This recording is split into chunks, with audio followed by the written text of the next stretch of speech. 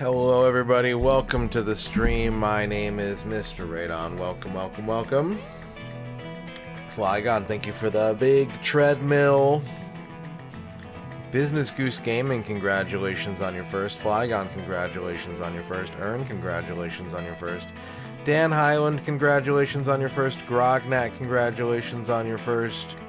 Roscoe Marmot, congratulations on your first. Cycleo, congratulations on your first. Lady Woolworth, congratulations on your first. Normally, I also say hello to the people who don't redeem a first that showed up in chat, but I had to refresh my browser for technical reasons. So, hello to everybody else. Arc Nova, congratulations on your first. Hello to everyone who has chatted already, and hello to the lurkers. We are going to be resuming our playthrough of Deus Ex today, which the last time we played this was, golly, October? Yeah, October. You bought a Pac-Man shirt today, that's sick. I used to have a Dig Dug shirt that I really liked, that I, bought off the rack. It was really weird. I went to, JCPenney or something like that, and they just had a Dig Dug shirt. And I was like, I'm buying that shit. But I wore it so much that it fell apart.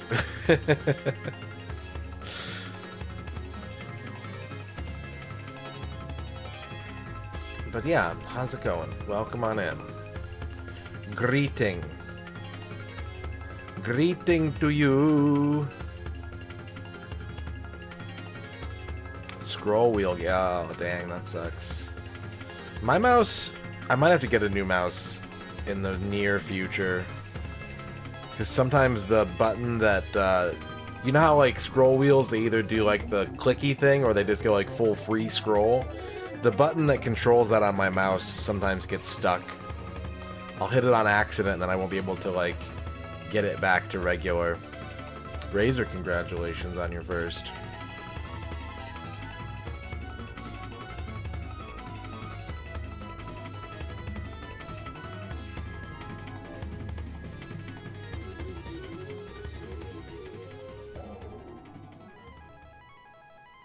Oh dang, they got you, Al. They got you with the old switcheroni.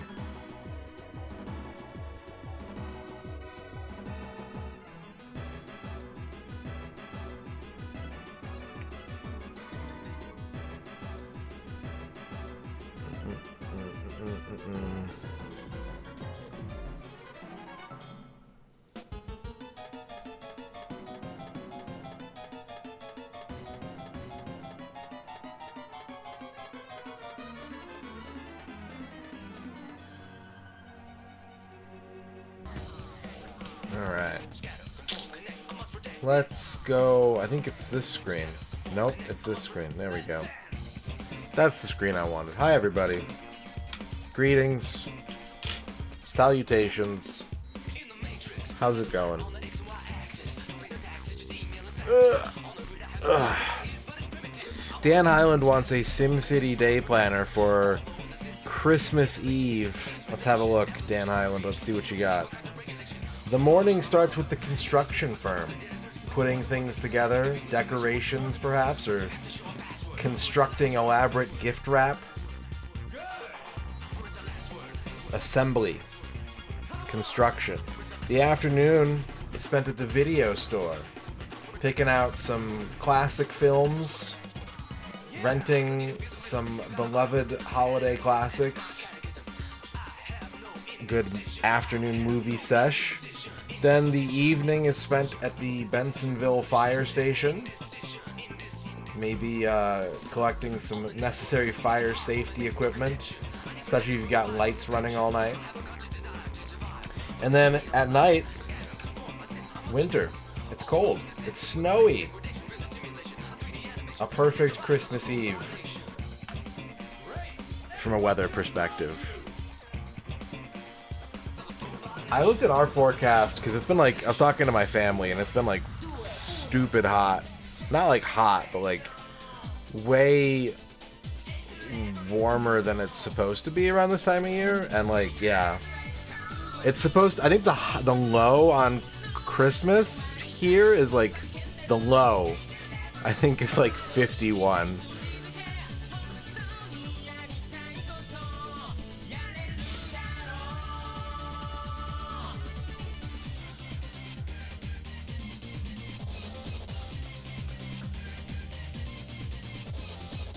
Warmer Christmas than you. Chat's crazy, yeah. That's nuts. So last night at the end of the stream we had a poll, and chat said they wanted me to work on the outstanding great game raffle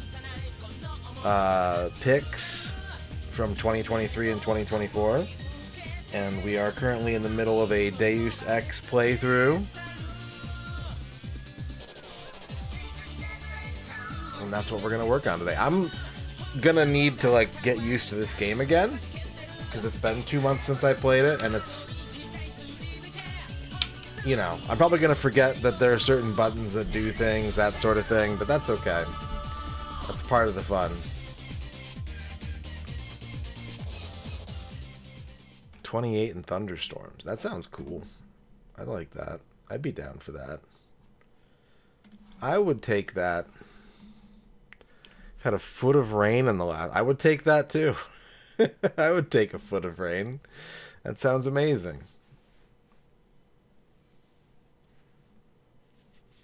All right. Library. J.C. Denton. I think I read that the high for our Christmas is going to set a record that's from like 8 years ago, but I think the high on Christmas for us is like 77.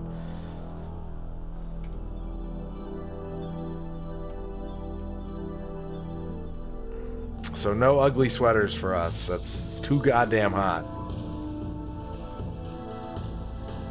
Are we getting video okay?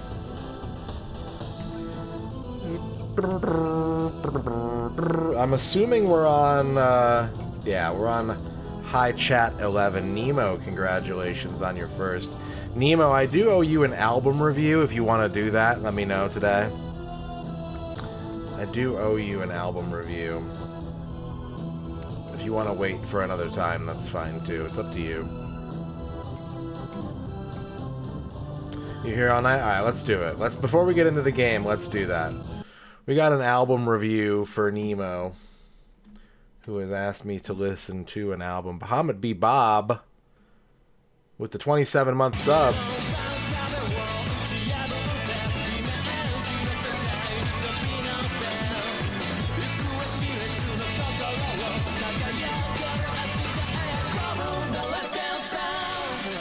Yes, this is Sub. Hello, Radon Sub. flashing. Hello, Sub Bob. Sub Bob, Sub Bob, Sub Bob. All right. Thank you for that, Bob. I appreciate it very much. Nemo, a long time ago now, asked me to listen to an album, and I did it. And I want to tell you about the album that they had me listen to. So let me put on some soft music. All right. Nemo asked me to listen to the final album by the band Harvey Danger, 2005's Little by Little. What are you doing? Why are you jiggling like that? Why are you jiggling like that?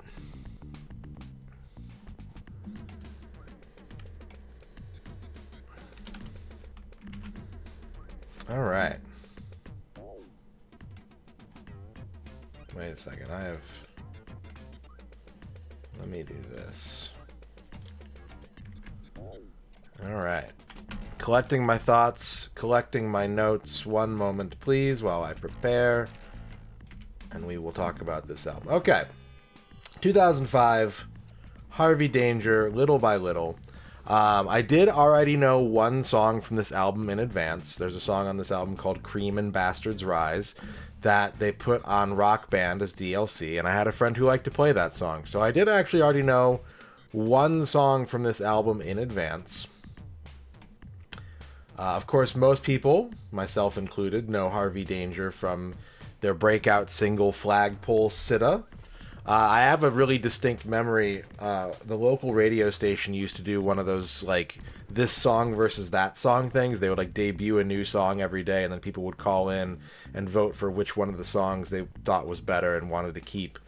And I remember being in the car with my dad and my brother, and we all like different kinds of music. Like, my dad, my brother, and I have different tastes in music, pretty broadly. But they put this song on, they put Flagpole Sitta on as it, like, the debut of that song, and all three of us were like, oh, this is gonna be a big song. Like, this is something special. Then, of course, you know, most people only know Harvey Danger for that one song, so that's kind of the story of that band in a lot of ways. They had other hits, well, they had other singles, they had other albums, and this was their final album. As Nemo mentioned, they put it online as like I think they put it online, I think they put it on torrent sites too, and they were like, yeah, you can pay what you want, or you can download it for free. If you buy it in stores, it comes with a second disc with like a couple B-sides and some demos and that sort of thing. And that's the version that I listened to. I did listen to the double album, or the double disc version with the demos and such. The opener track on this is called Wine, Women, and Song. I think it's close to, if not my favorite album, or my favorite song on the album. It's got a great piano line. The lyrics have that witty, sardonic style you'd expect from the band, but the singing feels a little more soaring. It's really infectious. Like, this feels like the band functioning at full power. And there is a lot of piano on this album. It kind of takes center stage throughout most of the album. A lot of these songs feel like if they were more well known, they would be like piano bar showstoppers. They're kind of a midpoint between the sort of like polished bombast of Billy Joel and the tongue-in-cheekness of Ben Folds. And it doesn't necessarily benefit from being in the middle of those two things, but it does sort of sit in there where you could see it kind of leaning one way or the other. The sound of this album does feel more of a continuation of the late 90s. You know, in the mid-2000s, you had emo, you had pop-punk, you had the next Brit rock wave with bands like Block Party, you had garage bands like The Strokes and The Hives, and this still feels a bit behind the times. It does still kind of feel like late 90s. I don't necessarily want to say power pop, but it doesn't, it sounds to me more like what I would have heard in the late 90s than what was around in the mid 2000s, for sure. I don't think the lyrics on this album resonate quite as hard in terms of imagery or irreverence.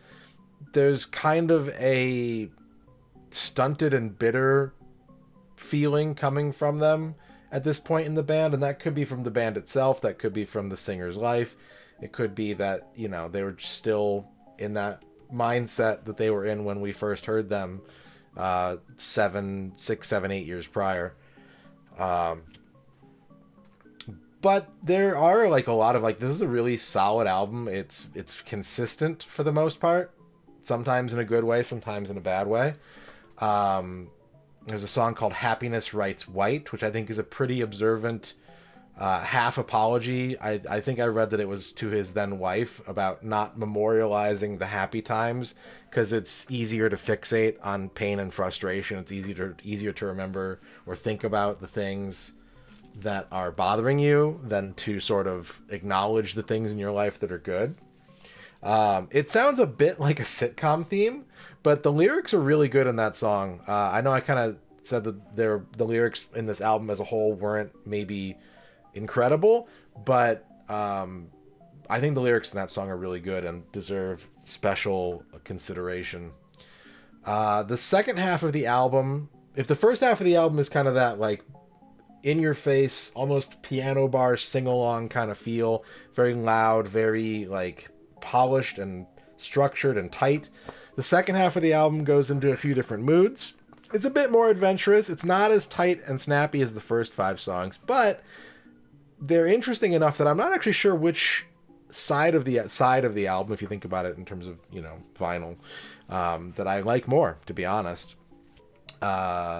Cool James is the song on here that probably sounds the most Flagpole Sitta to me. So if you want to stay in that comfort zone, if you want to sort of take that as point A and look for a point B on this album, I would maybe look at Cool James. I really loved the darkness and desperation in the song What You Live By.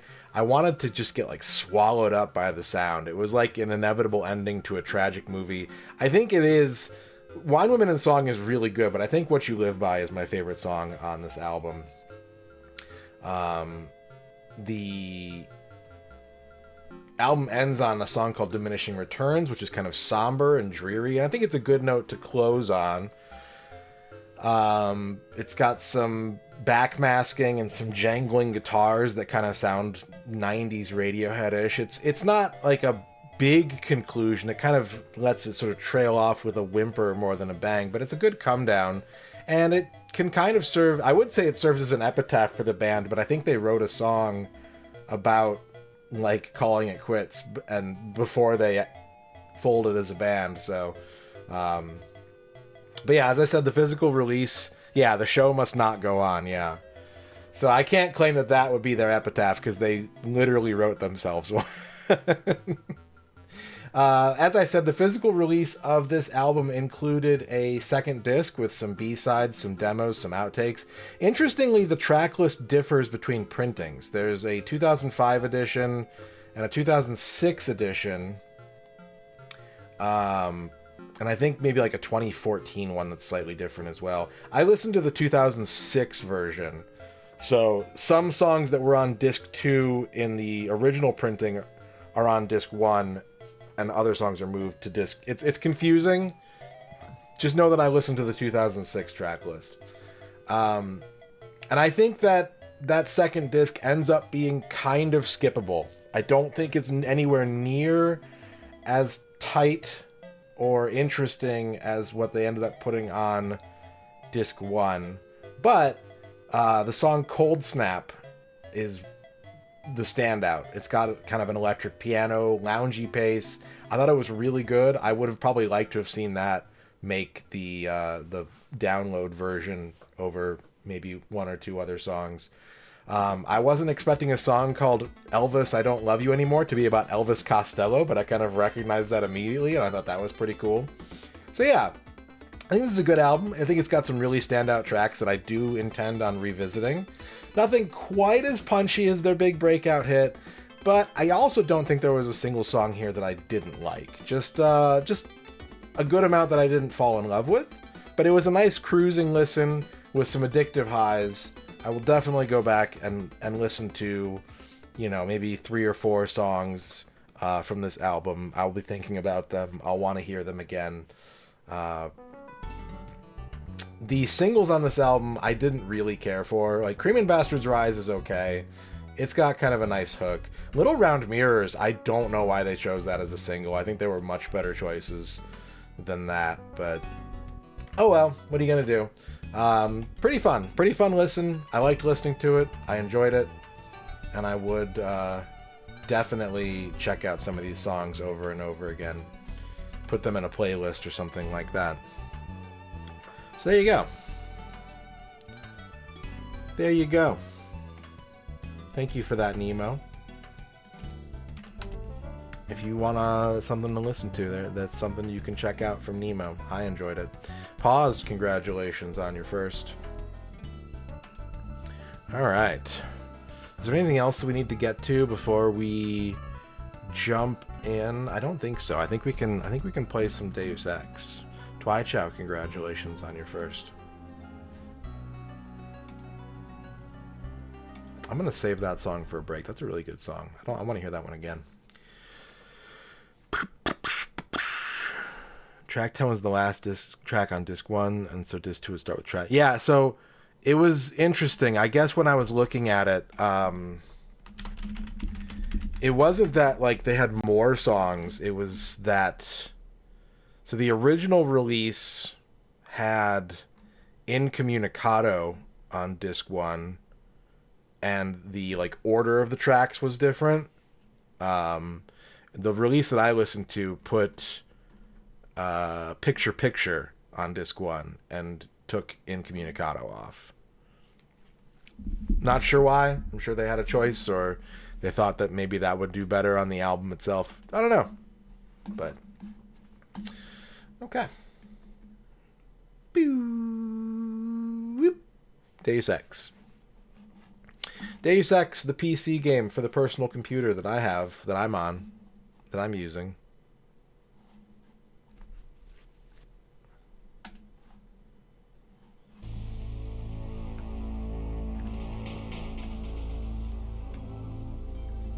IDOS.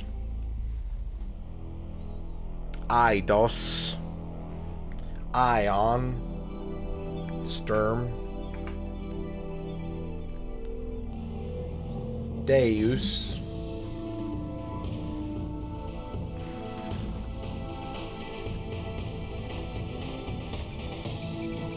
Okay.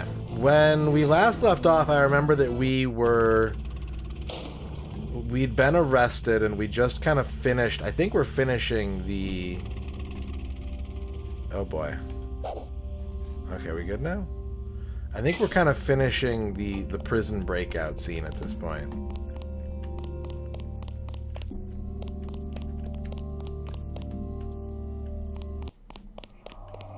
I think this is the direction that we were in. Yeah. As you can see, by that dead guard, this is the direction that we were headed.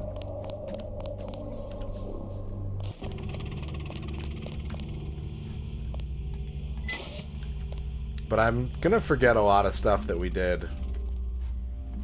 So we might have some adjustments to make. We haven't played this in 2 months.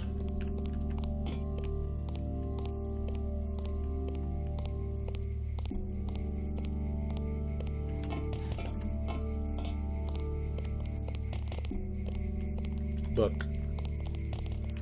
The Origins of UNATCO. I want to read that. No. Engaging the enemy.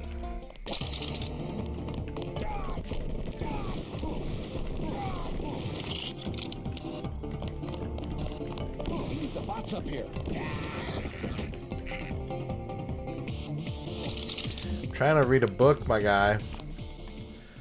In recent years, the swelling tide of international terrorism, coupled with enmity between states, wildly varying laws, and an anachronistic devotion to arbitrary borders, has resulted in the decreasing effectiveness of local law enforcement.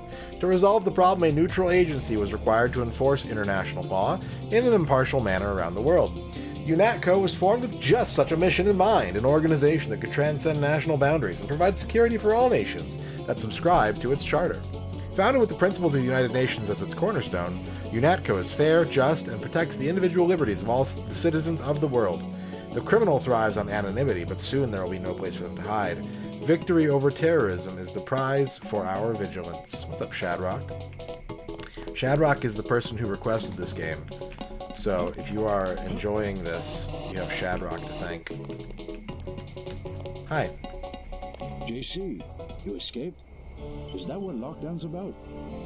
I forgot to give Manderley my resignation. I heard they killed Paul. Yeah, MIB's raided the apartment. Manderley's a snake. He told me they were going to leave your brother alone. What can I do to help?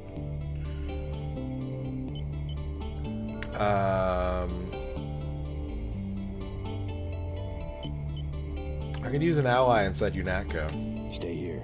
I could use an ally inside UNATCO. Good idea. I can keep you informed. Do that, but be careful. You know what they do to spies. I will. By the way, the lab finally sent the augmentation canister I ordered. The one on the counter? Can your bots do the installation? Yeah, it was going to be a welcome aboard present. Guess it will have to be a retirement gift.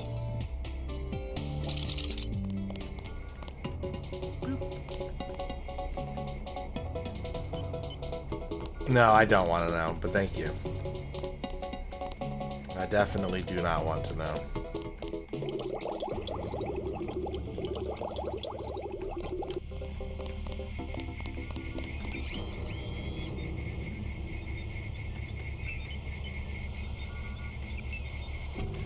Full heal. Available augmentations. Aggressive defense system spy drone. Occupies the cranial spot, and this is for the torso. Okay. Healing. That seems pretty good.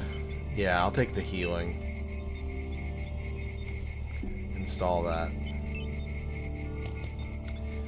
And what do we got? Range at which incoming rockets? Why did I say rockets? Incoming rockets and grenades are detonated is short. Okay, so these things, like, if I do this, things will blow up prior to reaching me. If I get it leveled up all the way, they blow up as soon as they're fired.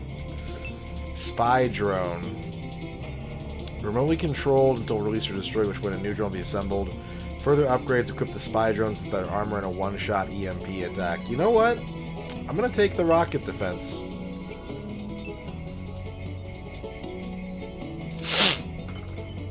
Did I pick up any upgrade canisters? Maybe.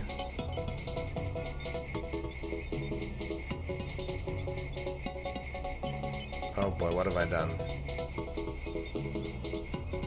Was this a thing last time? I don't remember if I had to, like, wait a shitload of time when I was trying to save.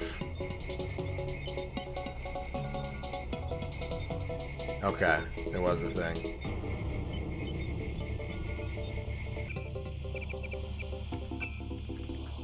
Let's name this High Chat December. Inventory button is I. I do not have any upgrades right now, no. Maybe there's some in this trash can.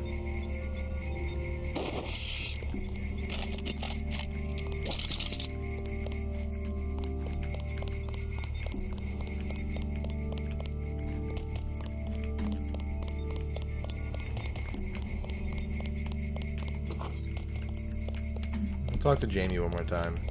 We're under a lockdown. You'll need to find a key to the front door.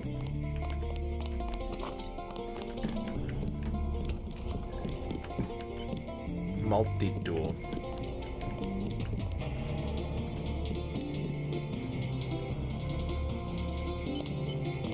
What's up, Hef and Pfeffer? JC, I've been watching you for your info link. A harrowing escape. Thanks for tuning in. You're gonna need a key to get out of UNATCO. We're under lockdown. I'd give it to you, but I don't know. Anna's on patrol. If she found out... I'll take care of Anna. I think I have to play it safe. If you can get rid of her, I'll give you the key and maybe I can escape myself. Otherwise, I'm gonna keep my head down. Goal received.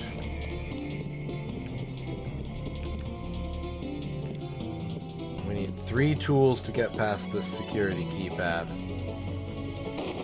I feel like I've already been in there, actually. I could use 1 lockpick. I only have 2 lockpicks. Oh, fuck. I keep thinking that I have to press escape to open my inventory. It didn't take as long that time, though. I have 1 multi-tool. Okay. So probably not.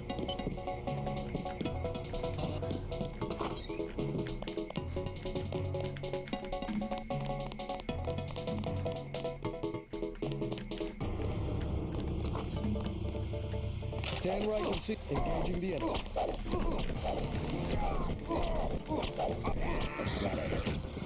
Okay. Baton is not as effective in this as it is in Undercover AD 2025K. We just started, like, 10 minutes ago, so probably not. Probably not a good idea.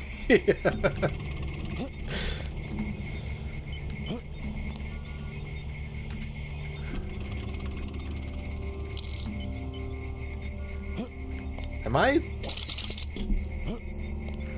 Okay, what's the button to stand up? There we go.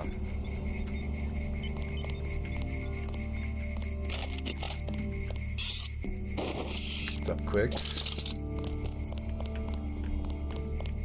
Quicks, I owe you an album review too, but I might wait a little bit if you're still around.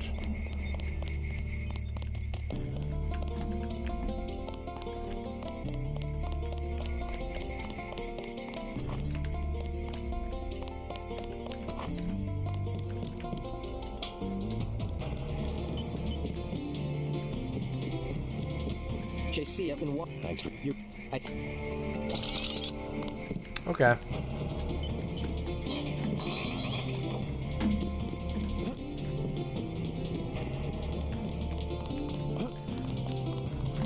Okay, so there's base hole with the 100 bits. Hello, I was watching Columbo. You're watching Columbo. Did he solve the case? Did Columbo figure it out? Okay, come on out. Nice.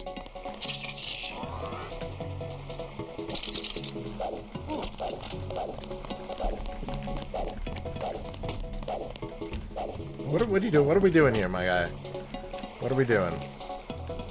Cigarettes. We're gonna leave those there.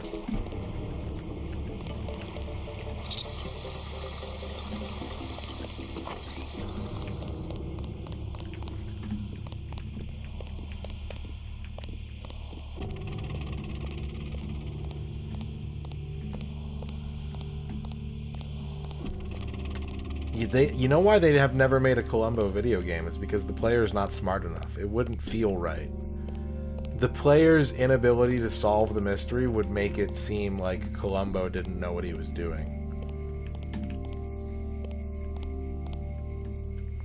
I probably shouldn't go into the director's office. Let's go ahead and save first.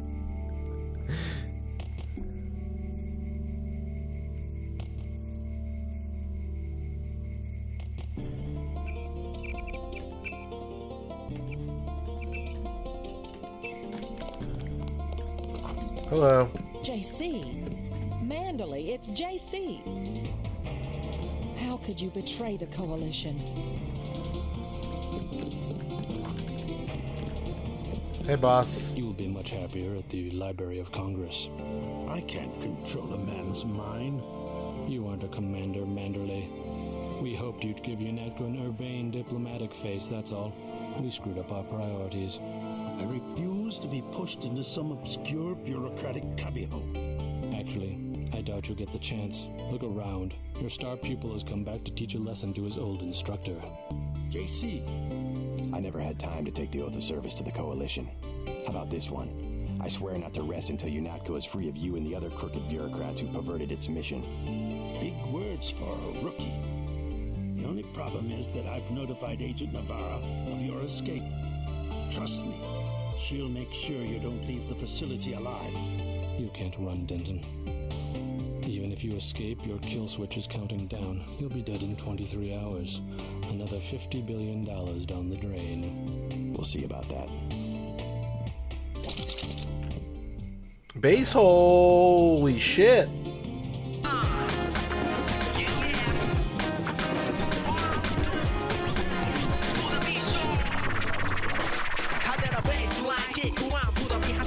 Base hole gifting 10 subs.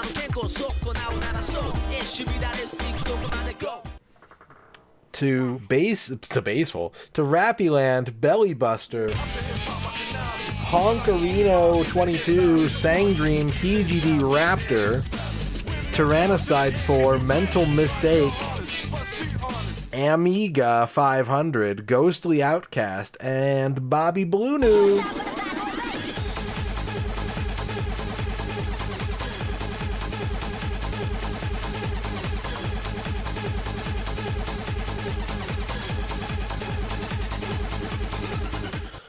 We also have 100 bits from Razor, from Flygon, from Business Goose Gaming, from Lady Woolworth. We're already up to Hype Train level 4.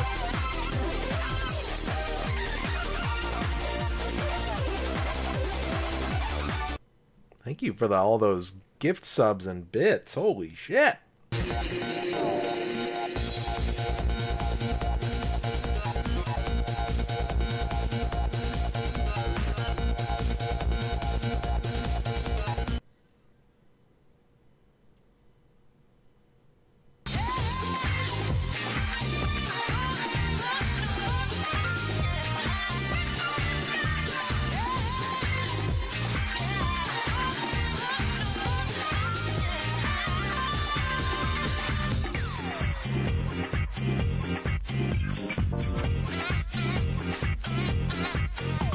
Magnus Prada with the 100 bits.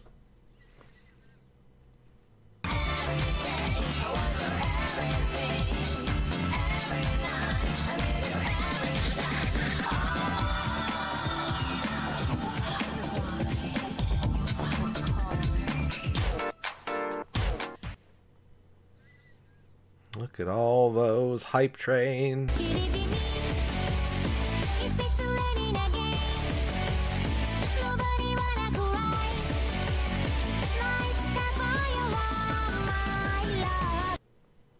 Look at that poodle. Nice cow bone.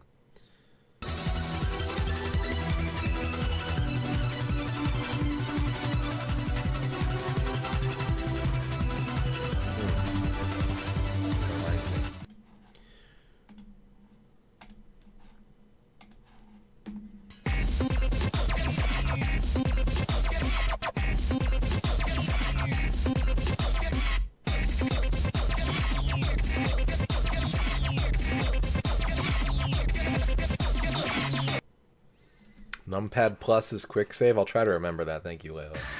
Here comes a new challenger. You must Gonna see that alert a few more times. We got 2.5 minutes on the level 4 hype train right now. Here comes a new challenger. You must crush them. Toot toot, this is an electric multiple unit zone. Our trains go toot toot, not choo choo. Here comes a new challenger. Basil with the 370 bits. Opening up level 2 channel point redemptions. Here comes a new challenger. You must crush them. Thank you for all these bits. And all these subs. And all these subs and all these bits. Here comes a new challenger. You must crush them. Radon vibing.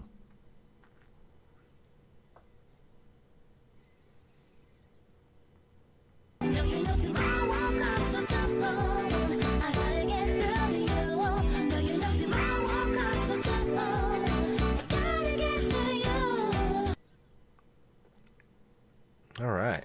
Thank you for that. Okay, we got a minute left on the level 4 hype train.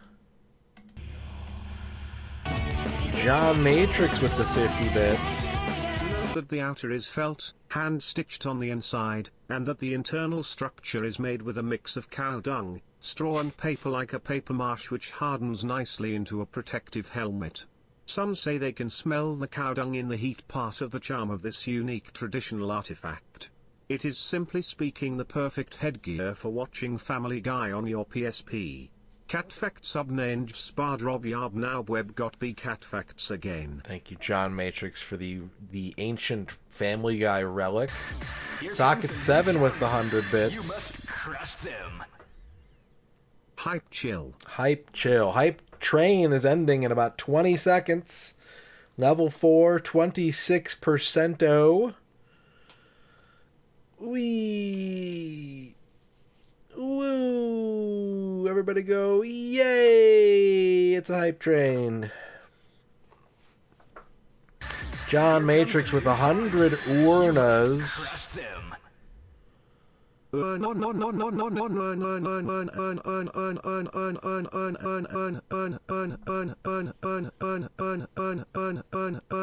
Oh, we saved it. We saved it. The timer ended on my screen, but it was actually not expired. Thank you, Green Herring, for the 100 bits. Thank you, Razor, for the 5 gift subs. To Beaming Butt, Ankeg, Heffenpfeffer, Itinerant Yay, Soldier. it's a hype train. And Dan Almighty, Magnus Prada with the 100 bits as well. We're up to level 5.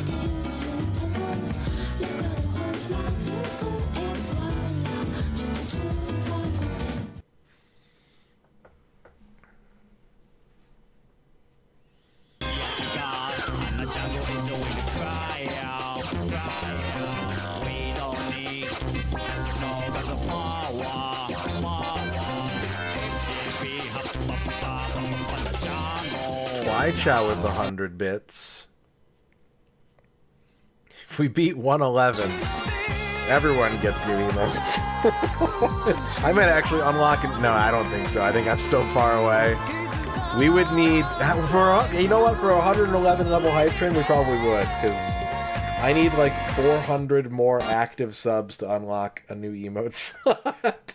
And it would take about that to get that high up.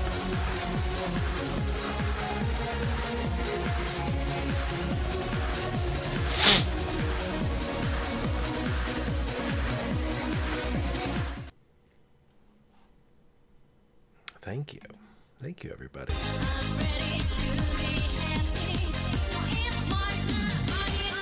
Base hole with the 50 bits.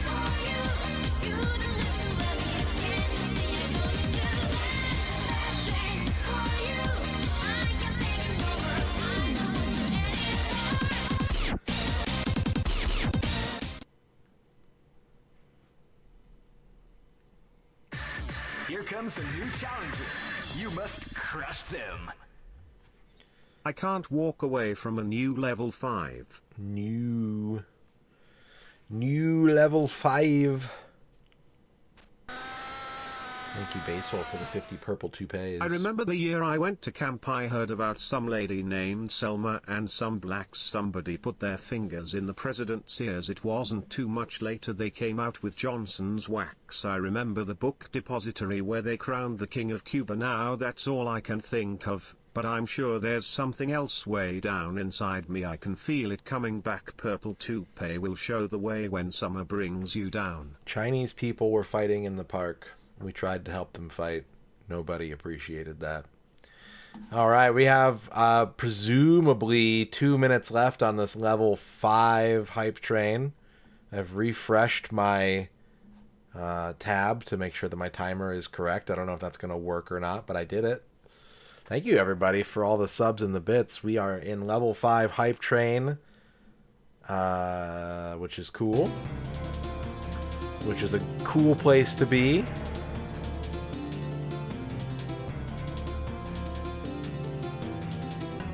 Okay.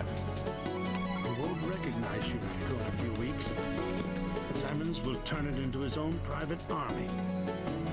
So are you... I had struck a very careful balance between Washington and the public interest. And may never again be possible. I'm gonna take your candy bar. Should I beat you to death? It says you're not an enemy. But like, you know. Go on. Make your getaway. Okay. Maybe you could give me the key. I'm gonna drink your soda too. Maybe you could like help.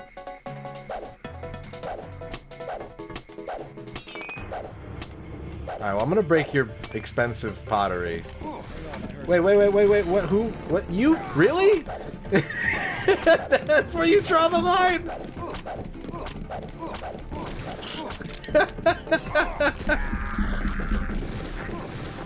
I didn't kill him. I didn't kill him. The UNATCO trooper killed him. Here comes a new Whoa! Magnus Prada with the 100 bits. Not my pottery. Not my pottery. And Nemo with 5 gift subs gets us to level 6. Every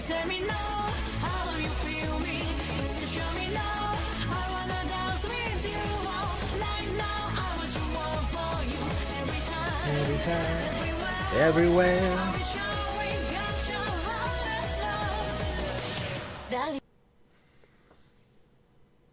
Thank you, Nemo, for gifting subs to Orange Addiction, Star Trek TNG, Blind Janitor, Scope Dogu, and Roscoe Marmot. Thank you, Nemo, for the 5 gift subs.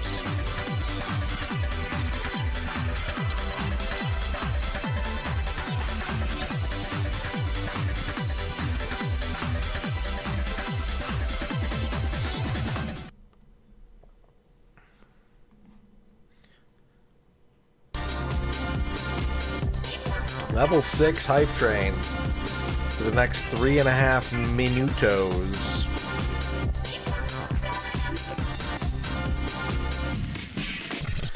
We do have the Twitch sub discount. It's funny, I was saving them for the end of the year because I didn't know when to use them, and then they were just like, fuck it, everyone has it, so now I can't use my specialized discount.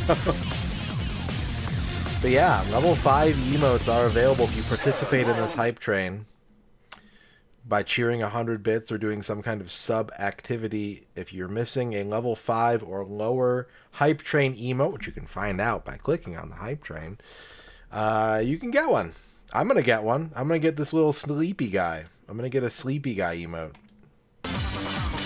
John Matrix, 50 bits. Since we're at a level 5 hype train, I guess I'll tell a new story. Okay. But I don't know.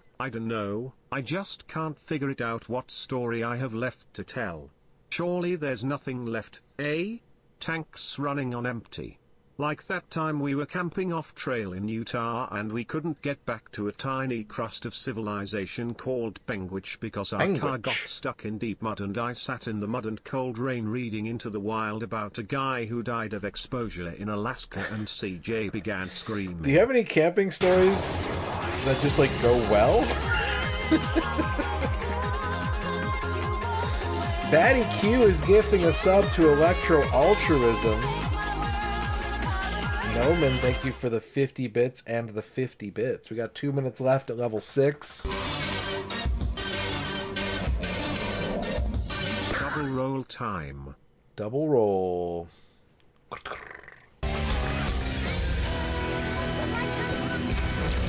Double dippin'. Thank you, Noman, for the 50 plus 50. Minute and a half to go on this level 6 hypity train.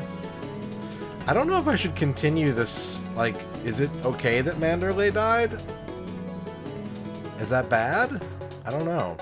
I'm not sure if I should keep playing or if I should, you know.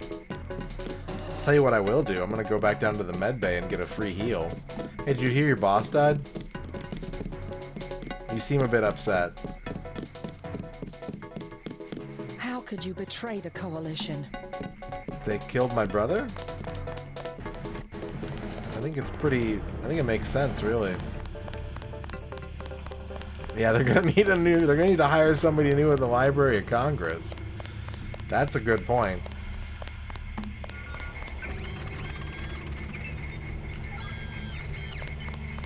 But I didn't kill him. You all saw it. The only thing I broke was some terracotta.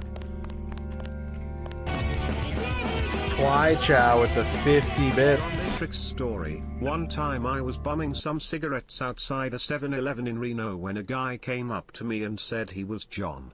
I said, John who? And he said, I'm John Manderley. I said, from Deus Ex, and he said, what? And I said, what? Anyway, I never got those cigs. That's okay. Smoking's bad for you. 10 seconds left in the hype train. Thank you for the 50 bits, Twy Chow. Hype train is about to conclude its hypity business. It looks like my timers are fucked again, actually.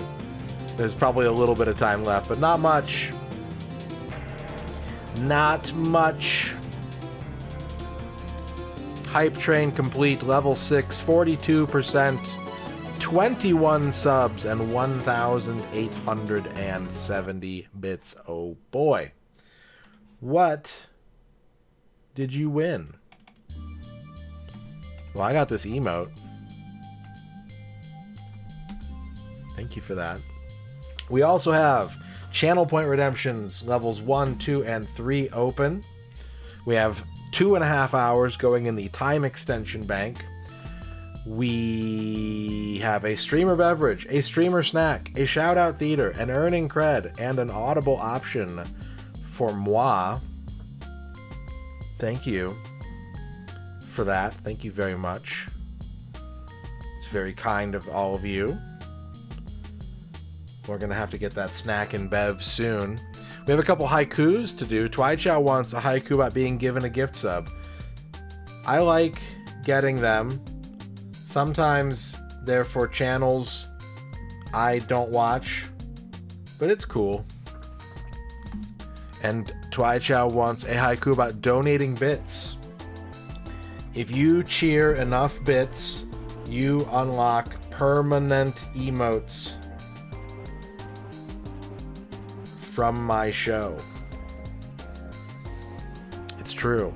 Do you want to see them?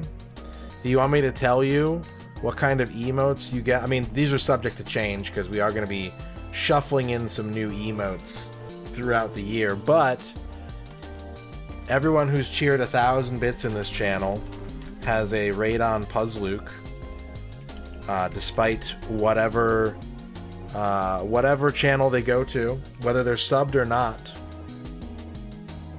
Anyone who's cheered 5,000 bits currently gets Radon Pun.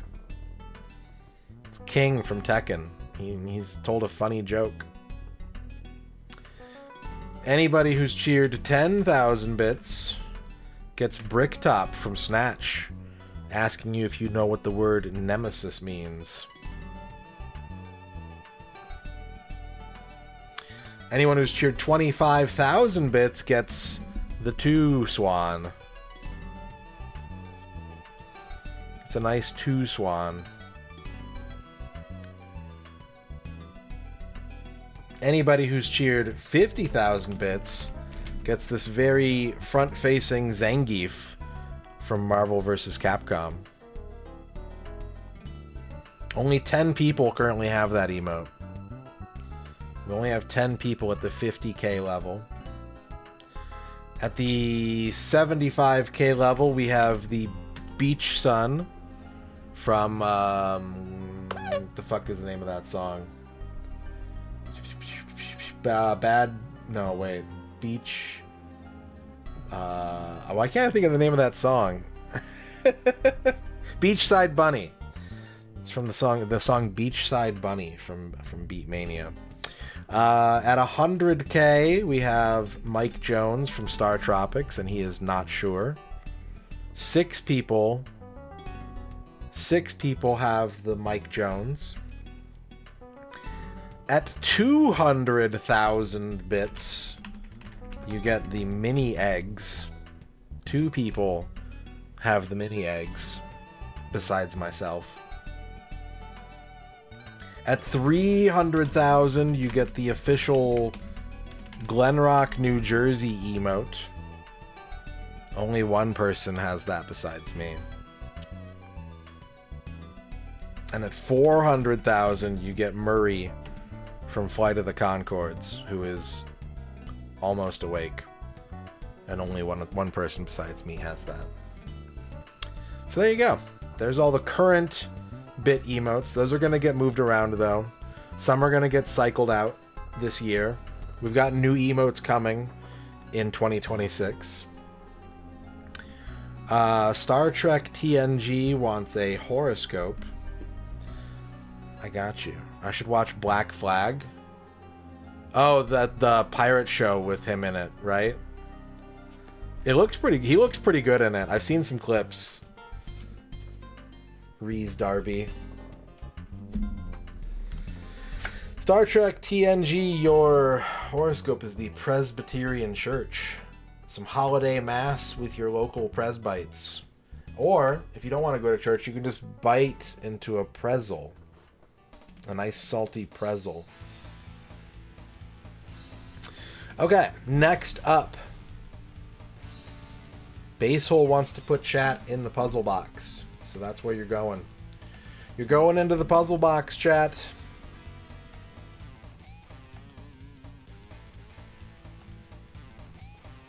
Have I updated my spreadsheet lately for completed games? I don't think I have a spreadsheet for completed games. No, I don't think so. I don't think so, Raptor. Alright. What puzzle are we doing today? Oh, for N64? Yeah, that's current. The N64 one is current. Yes. Flygon with the 7 bits. God.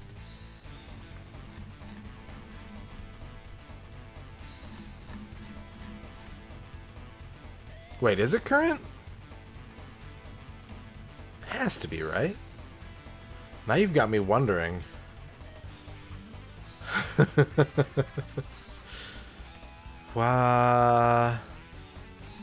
on, let me look at my VODs. I think Sumo was the last game we played.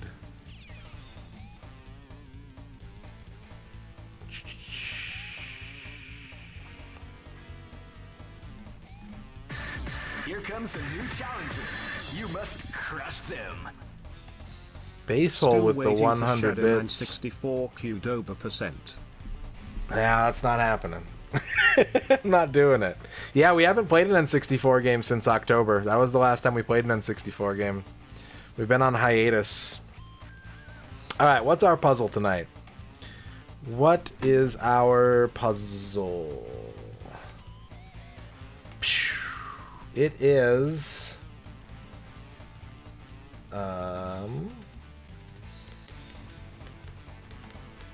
crosswords. We got a crossword, and you've got to make it. You've got to assemble the crossword, not me. And not the makers of this game. You're going to have 10 minutes to work on this puzzle. You can work on it by yourself. You can work on it with chat live for the next 10 minutes, which I think is the best way to go about doing it personally. Or you could join us in Discord in the Puzzle Box Brain Lords channel, and while you're in Discord, you can submit your picks for the Great Game Raffle and 2026 Prediction Challenge, and win free full game playthroughs of me playing a game that you want to see live. 2026 Twitch.tv. So here we go. Crosswords. We are on puzzle number 12. Your goal is to use these tiles to fill out this board, this 7x7 board on the right here, with a legitimate crossword of correct words. And if you're correct, you will win fame and glory, extending far beyond your own lifespan. If we got 750 picks in the Great Game Raffle, I don't know what I would do, actually. I'd have to think of something that would be that crazy. I don't know if we have a solution in the Discord or not. I don't think so. I don't think this one's been solved yet, but feel free to check. Your 10 minutes have started. Good luck. Godspeed. If you have questions, you can ask me. I'll be here to answer them, or to... yeah, you know what? Sure. Qdoba percent at 750. Deal. Yeah. I'm here to answer your questions. I'm here to input your solutions. You can also meld minds with your fellow chatters and try to come up with an answer to this puzzle. You've got about 9 minutes left. I will BRB while y'all exercise your craniums.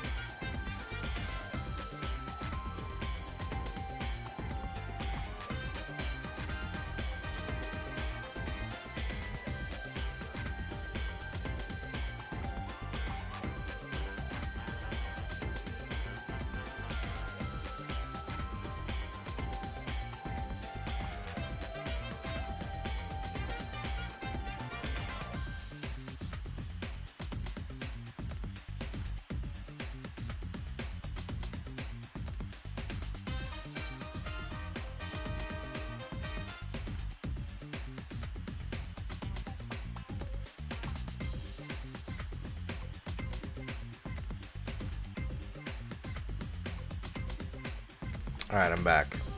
At 9,000 picks a year of... If 9,000 picks, I will spend my entire year on stream.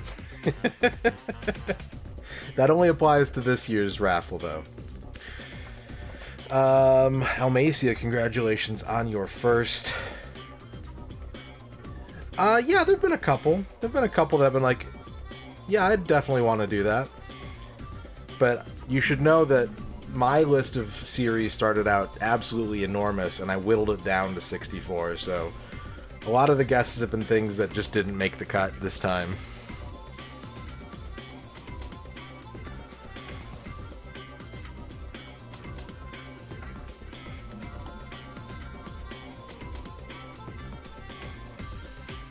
Five-minute warning on the puzzle box. We are at halftime on this puzzle box.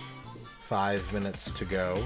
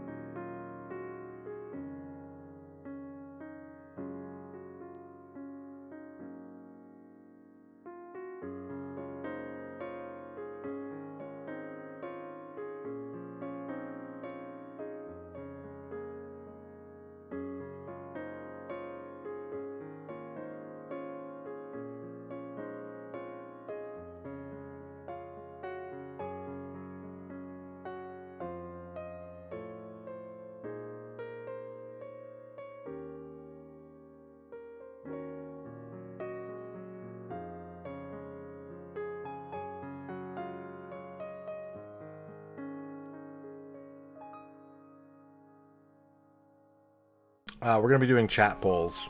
After we do the raffle results, we're going to have chat vote for each of the matchups until we have a winner. It's a double feature stream.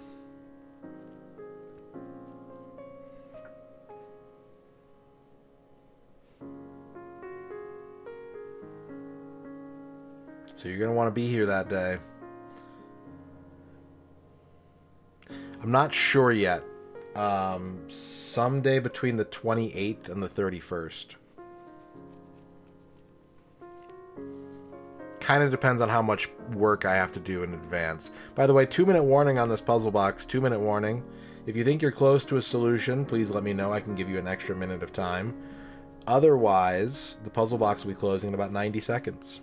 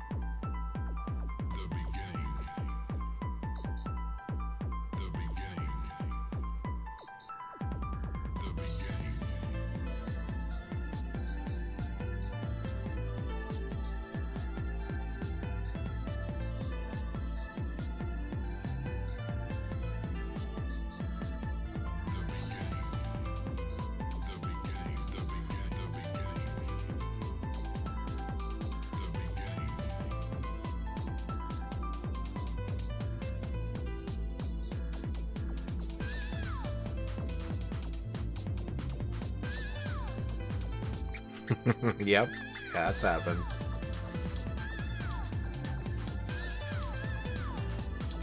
Alright, puzzle box is closed. No victory today for chat. Better luck next time, chat.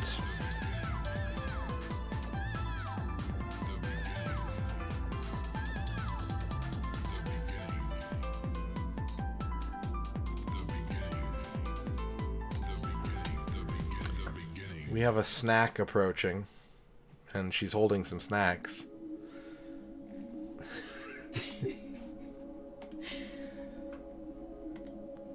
That's the wrong scene.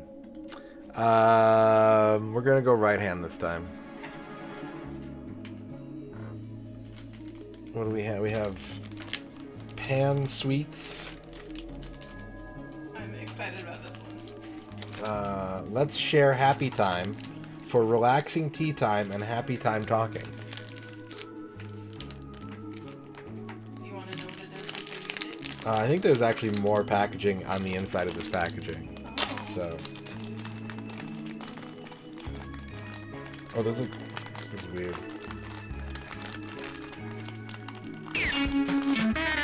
Magnets with the 50 bits. For relaxing times, make it. Oh no, it's like Saturday a time. It's like a fresh pack. So yeah, what do we got Don't here? eat that. Wrap up your KFC Christmas feast with this fluffy melon bread. Ooh. Its creamy melon filling and light airy texture make it the perfect treat to wrap up your holiday meal. It smells good. I think you like the texture on this a lot. That's tasty. That one's good. That's the first one we've had so far where I'm like, okay, yeah, actually I messed with that. And like, I'm not normally a melon guy. Like, I'm I not. was like, it's gonna be so interesting to see what you think. But the sweetness of like the sugar cookie makes the melon flavor better to me. It doesn't do it for me. You don't like it? I mean, I would eat it, but I didn't try. Yeah, it's got to be like cantaloupe. Is that? I think. yeah, I would say cantaloupe. Normally, I hate cantaloupe. Like, I can't stand it. Yeah. I got a cantaloupe smoothie once. I took one sip and I threw it away. But I really like the sugar cookie outside with the melon. That does taste really good. Weird. Maybe it's such opposite taste.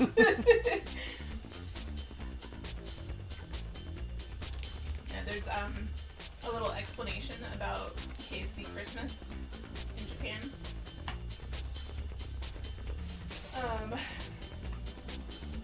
KFC Japan first opened in Nagoya in 1970 during a time when American culture was taking Japan by storm. In the 1970s, turkey was hard to find in Japan, so foreigners often turned to fried chicken. KFC spotted the chance and made chicken the holiday star. Across Japan, families celebrate Christmas with KFC's meal sets complete with chicken, sides, and cake, proving that sometimes Christmas magic comes with a crispy golden twist. In 1974, KFC launched its Kentucky for Christmas campaign, promoting fried chicken as the season's go-to meal, and it quickly became a nationwide hit. There you go. Yeah. They get like collectible plates each year. Oh, really? Yeah. That's super interesting. Thank you, babe. And we have a Mountain Dew Orange Citrus Kickstart. I haven't been able to find any interesting bevs lately. Everywhere I've gone, it's just been the same old, so that's why we're kind of just using the usual ones.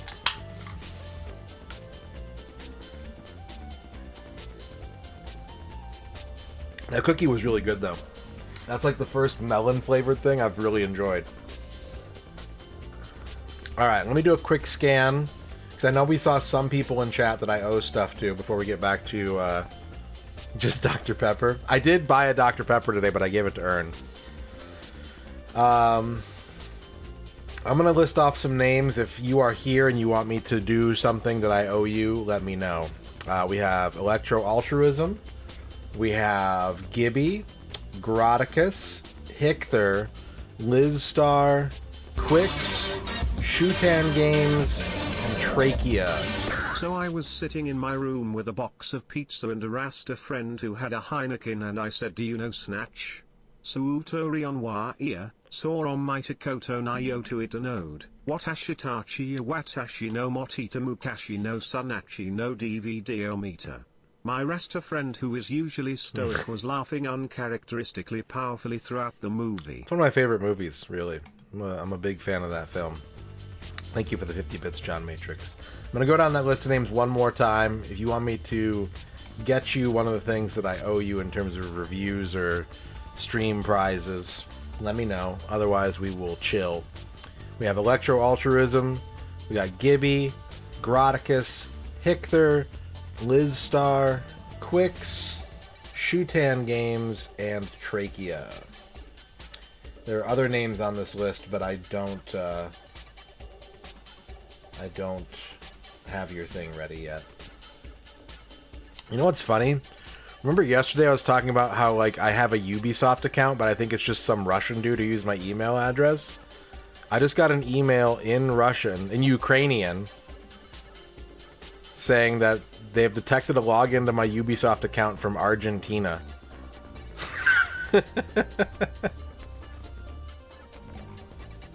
So that's the status of my Ubisoft account.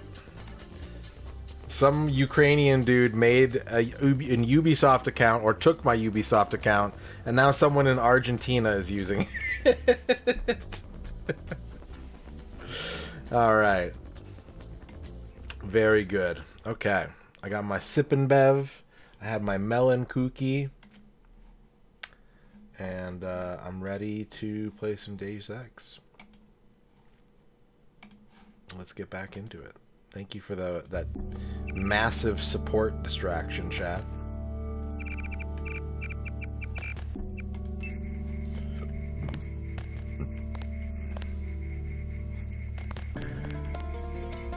Is Manderley still dead, right? Yeah, he's still dead. Okay.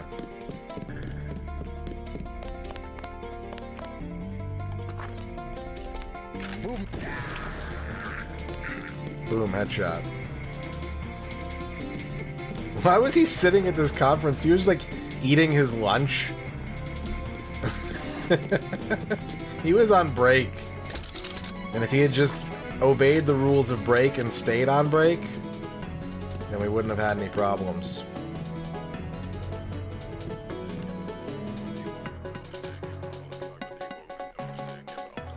Is this helmet gonna work?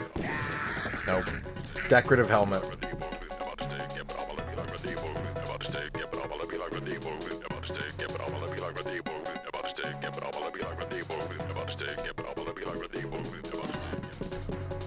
Yeah, I know the feeling. I've been there. Who's Shannon? Who are you?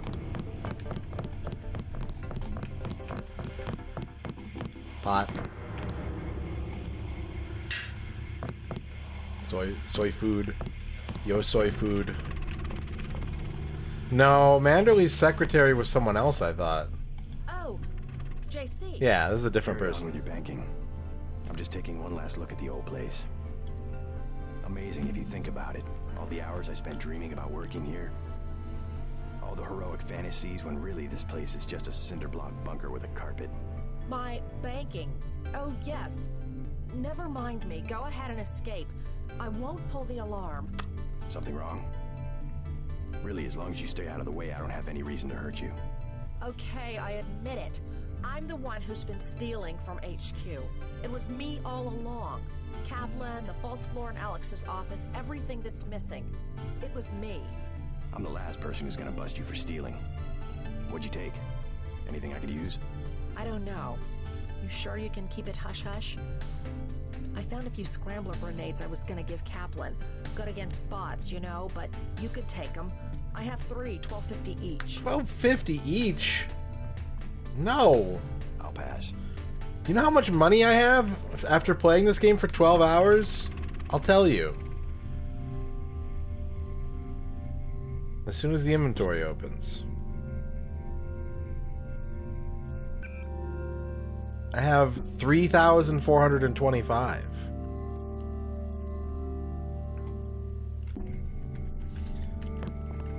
I'm not gonna give you, like, my entire income for 2 grenades.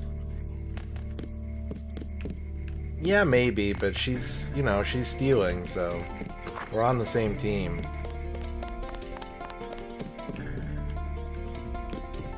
False floor, huh? Oh wait, Joseph. Oh, who's Alex? Alex is the computer guy?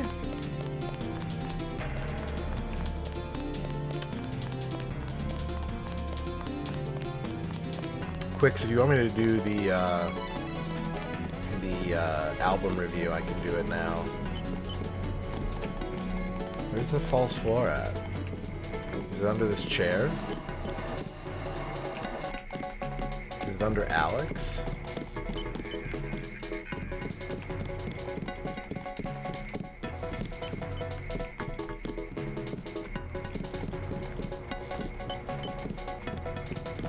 Okay, let me save real quick. Oh, that's like actually a quick save button. I don't want to use that. I want to make sure I'm using like save files. Hi, chat. Vanderlay's dead. Alright, we have another album review to do. I'm going to close the game while we do this. We will relaunch. Quicks asked me to do an album review, and I did it. I did the album review, and I'd like to talk to you about it now if I could.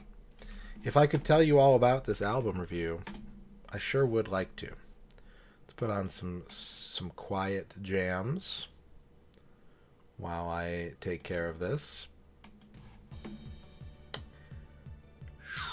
Do I have the picture ready? I should. Nope. No, I don't. Let me get that real quick. 1 second.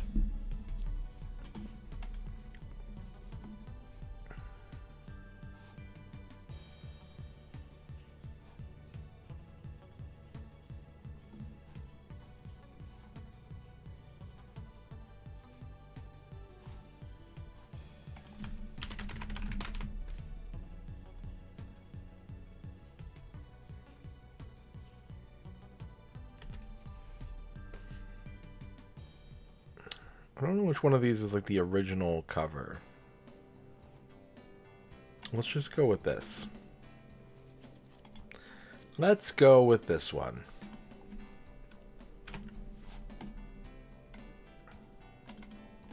Okay. Today we are going to be talking about Orbital by Orbital, also known as Orbital 2, because it was their second album called Orbital.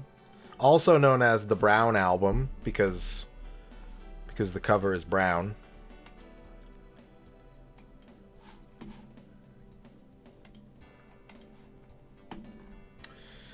This is from 1993. I do know a little Orbital here and there, the big one being a song from this album, which is Halcyon and On, which you may know from the Mortal Kombat movie. You may know it from the movie Hackers. You may know it from the movie Mean Girls. I also know some Orbital songs from some games like Frequency and from the Wipeout series. That particular song, Halcyon and On, I really love that song. I never really got into Orbital beyond that song, but I used to listen to that song on repeat for like entire stretches of multiple hours when I was young and in college, and my life was kind of a mess. And that song would kind of calm me down, and it would also kind of give me a sense of hope. It's a very kind of, I don't know, relaxing and inspiring. So I have not heard the original version. No, I've only heard that version. But I did see that it was like a remix of an older song. But we're going to listen to the whole album here, which I did. The intro track, Time Becomes, kind of uses the idea of looping and the concept of a Mobius strip to take a simple sample and layer it in a way that you can feel it sort of moving around itself. It's very cool. It's kind of a neat concept, but it is also non-musical. It's just sort of like an intro track. I wouldn't call it a song. The next track is a song, Planet of the Shapes. Starts completely in the right ear, kind of giving the listener a heads up that there's going to be some production quirks on this album that go beyond the music itself, recorded here. That said, you have to go about 3 minutes into this album before you hear music. I paid attention. The first beat kicks in right before the 3.5 minute mark.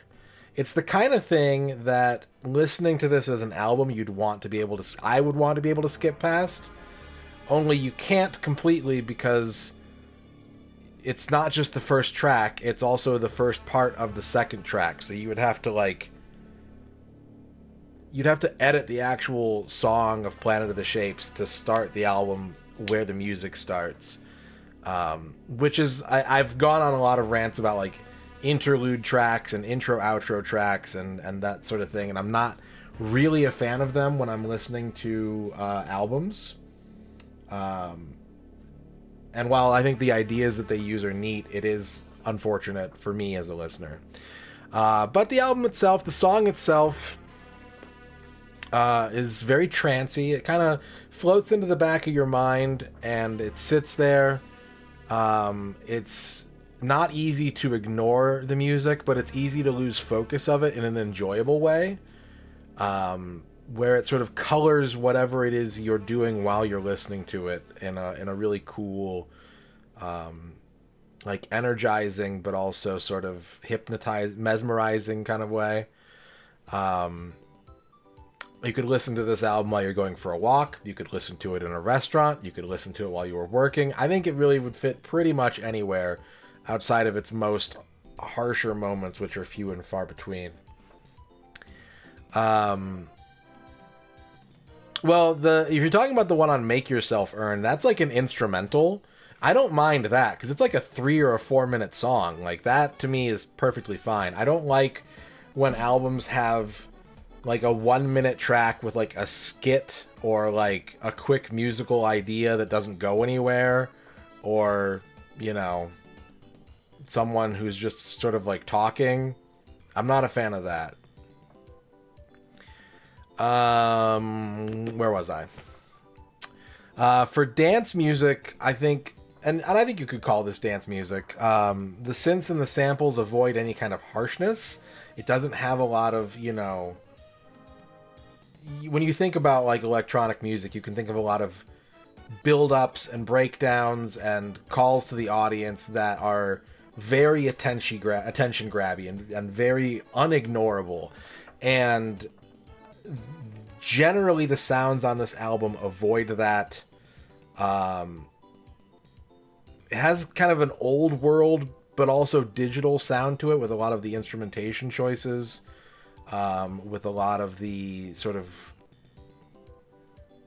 way that it is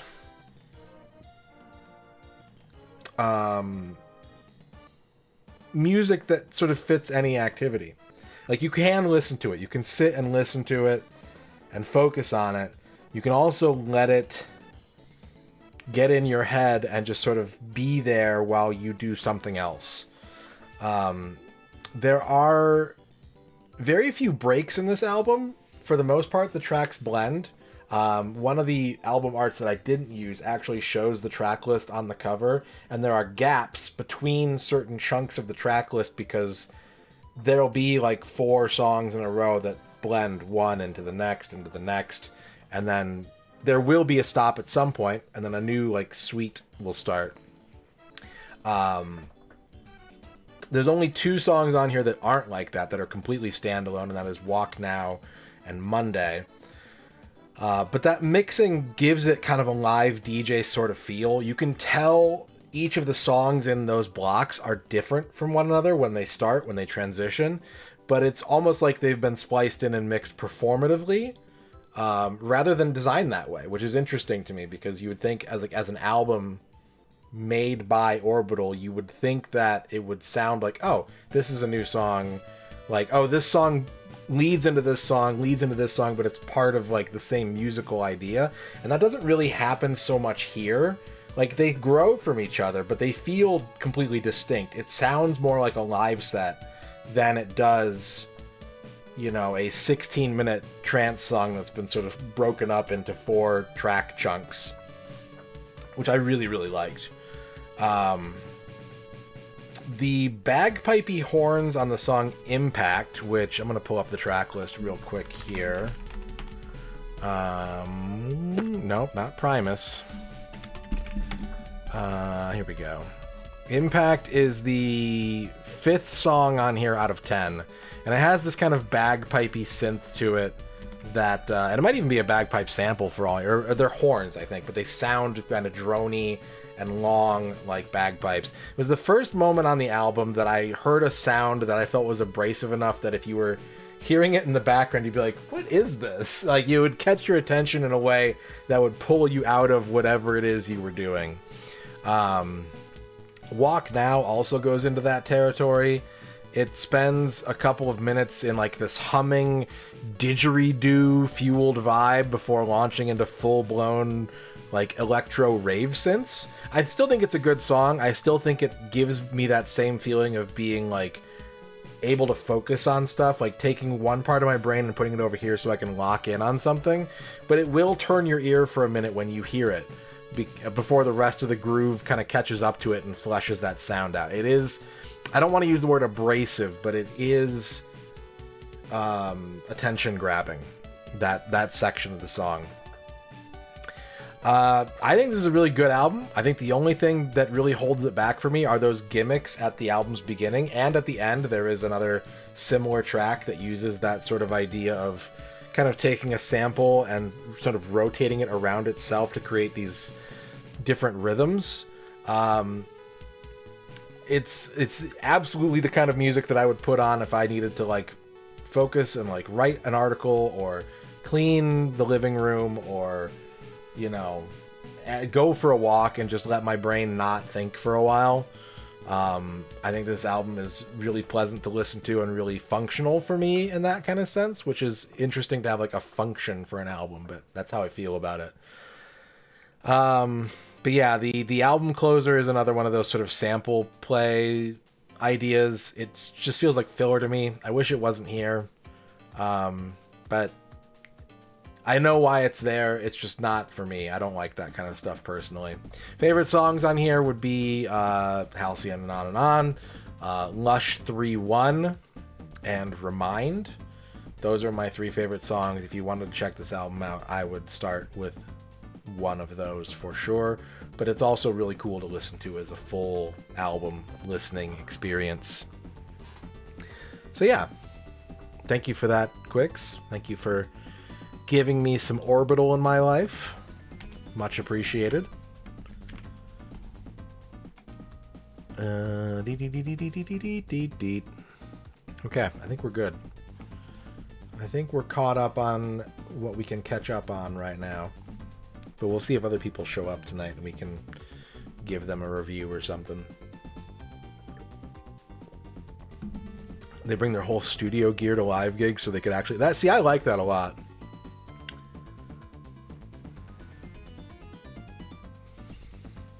Yeah, I was like... I was kind of able to, like... I don't know. It occupies my mind in a way that I'm not ignoring it. But I don't get sort of pulled out of that trance state until I hear a sound where I'm just like, that's really, like, really focal. And a lot of other things on the album just kind of have a nice steady groove to them that sort of let me drift along with it. Okay. What are we doing? We're playing Deus Ex. We're playing Deus Ex for chat and for me. I'm here too. I am the streamer.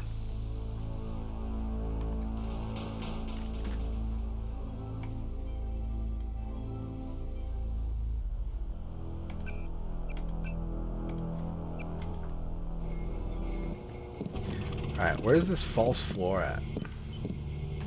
I stream once or twice, not that often. I don't make a habit out of it or anything. But yeah, I've been known to stream every once in a while.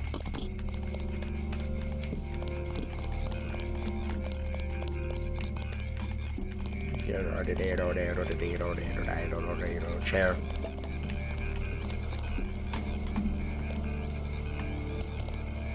Oh, hang on. Hup. Come on. Come on. Hup. Hup. Yes! Yes! And one.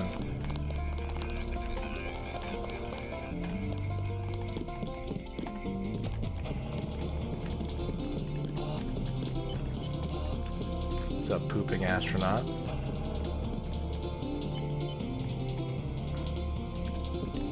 Honestly, if you were making a new Deus Ex game, I think you would, and you wanted to like really nail the assignment, I think you would have to put water bottle flips into it. You really, I think that would be so necessary to really capture the feeling of playing at least this first game.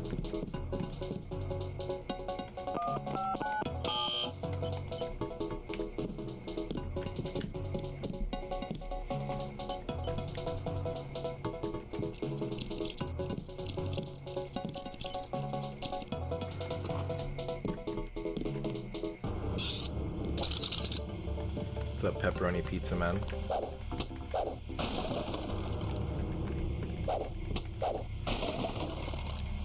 Get a lockpick, use a lockpick, get a lockpick. Do I need to be like crouched down to find this false floor?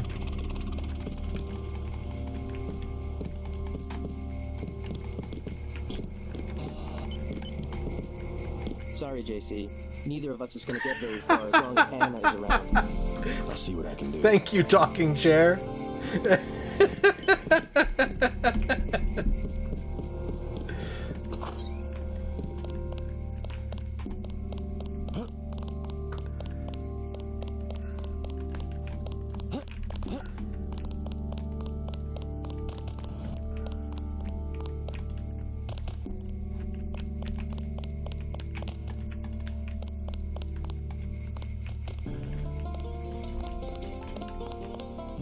I'm gonna do it. I'm gonna pick this lock.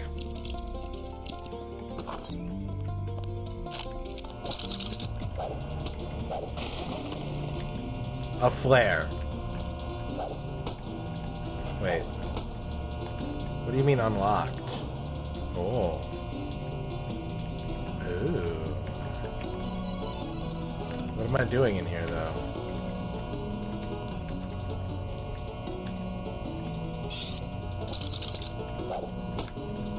I can't climb in there. Can I shoot it?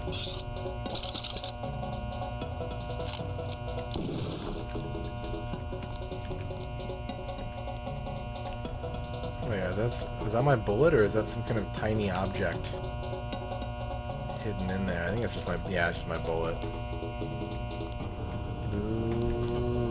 Let's try the other one.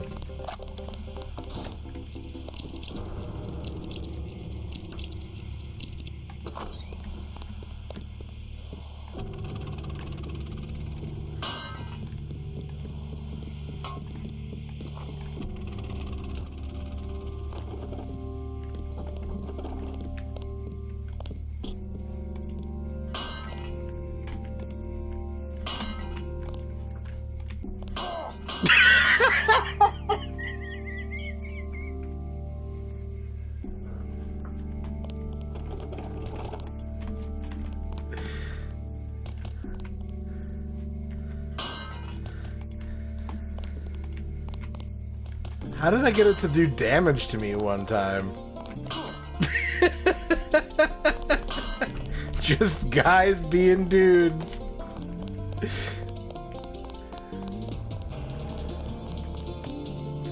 I will have to kill you myself. Take your best shot. Target acquired.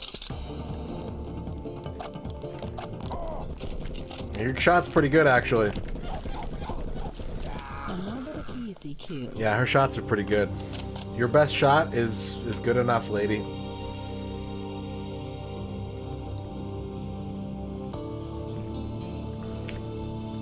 I saw an interesting video with one of the Beatles engineers talking about how the correct sound, because everything they recorded was in mono, and so like the stereo mixes don't sound the way that the original like first 5 or 6 albums were recorded. One of them is even in a different key, which I think is really weird.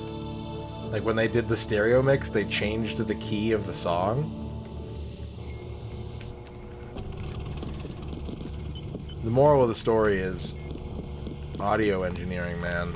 What the fuck?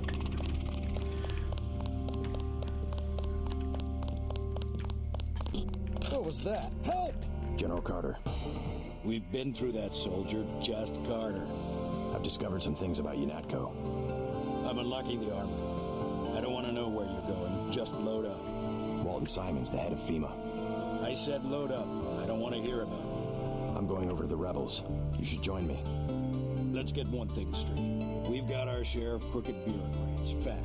But this is still UNATCO, and by and large the people in this building are 24-karat gold. What good's an honest soldier if he can be ordered to behave like a terrorist? The only way to save the agency is for the good people to stay. That's how I see it. By the way, I found out who around here is the thief. There's more to that story than you know. Simon's got involved. Kaplan squealed like a pig. That woman Shannon's got a surprise waiting for her in the morning. Very convenient for us. Take what you need. Why did I rat her out?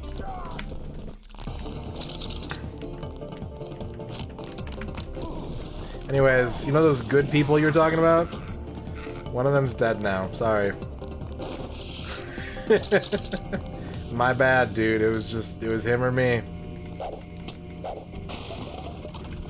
Ammo. Gep gun. I don't have enough room in my inventory to pick up the Gep gun. Beatles, congratulations on your first.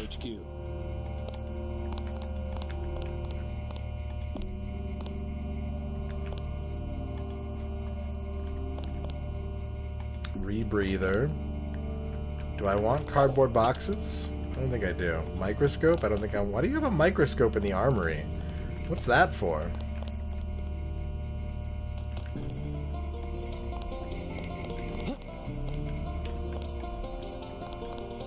Some say concentrated power leads to abuse, but I believe that if an institution has a solid foundation, it can survive the narrow aspirations of the people it employs. I want this Gep gun now.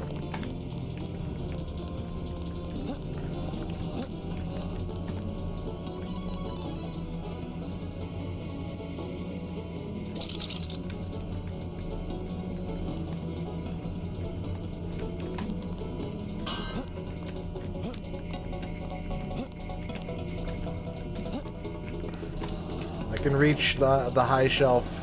I can get the paper towels all by myself. I don't need your help.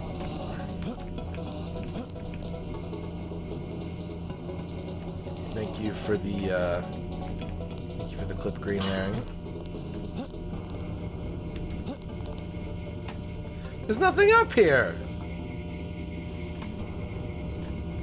It's bullshit.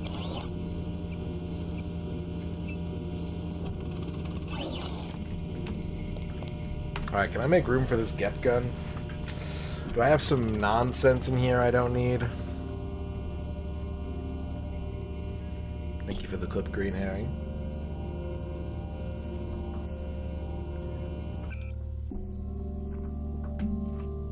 There is a lot of stuff in here.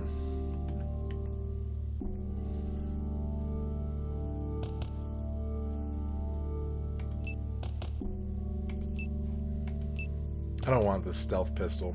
Drop it. I can't drop it here. Let me get somewhere where I can drop stuff.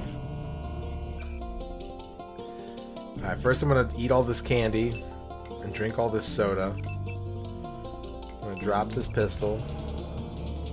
I'm gonna modify my assault rifle.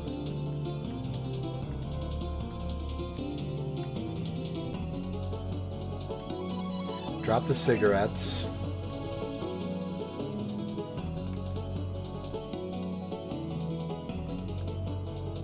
Eat the food.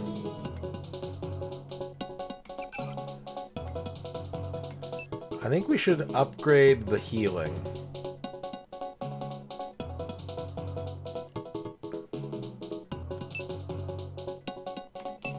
What else could I upgrade? The defense system, the combat strength, the armor is pretty good. The speed enhancement, I mean, but the healing, you know? The healing seems like... Because if I have good healing, I can just basically ignore food for the rest of the game. This is one of those games where you have too many good options for upgrades and not enough resources to upgrade them. Which makes for better game design, but me personally, I always like to be able to just load up on 800 skills at max strength, given enough patience and time. Maybe you can. Maybe I'm just bad at finding stuff. Yeah. Yeah, give me the healing upgrade. I shouldn't have left the menu. Okay. Can we have a Gep gun now? Gep gun. Gep gun.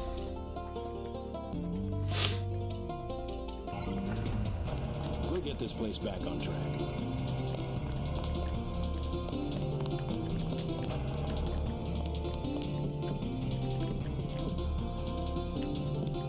I should probably save soon.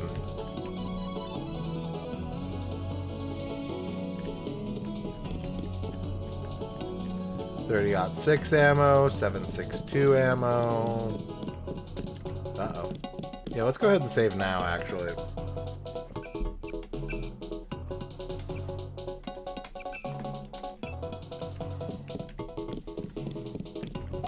Hey, who's there? Lock and load. Knock knock, who's there? Gep gun.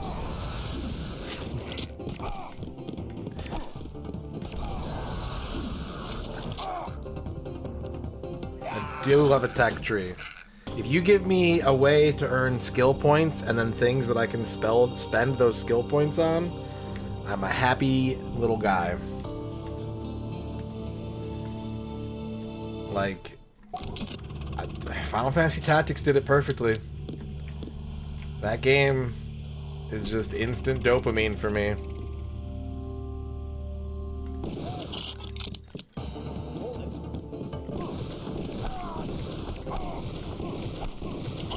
Be back up here.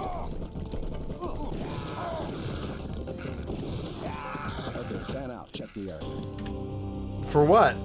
Check it for what?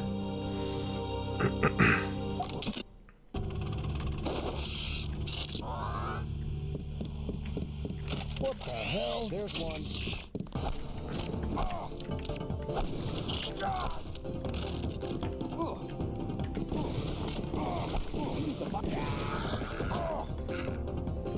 Heal it. They never learn. Did I say that? Was that JC?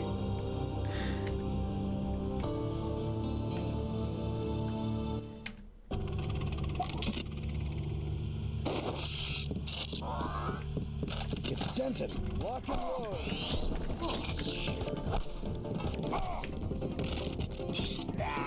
Okay, fan out. Check the area. Okay. You know what? It's fine. You. Stop right there.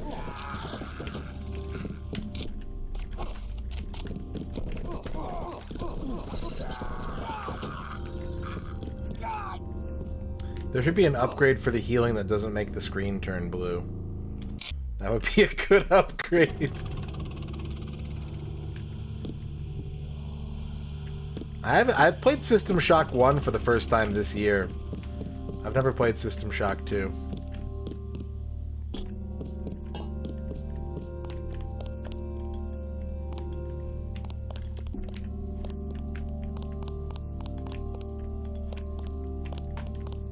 So there was no point in coming over here.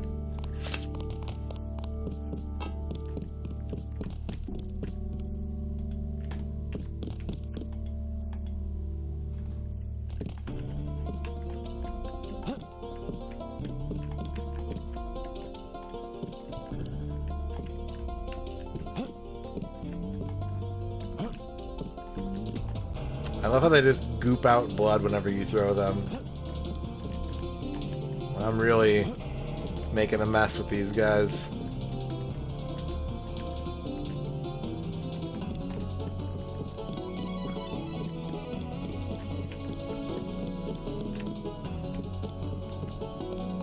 Alright, see ya.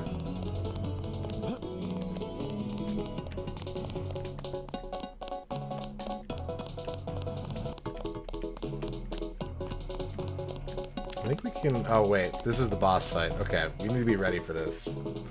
We need to be ready for this.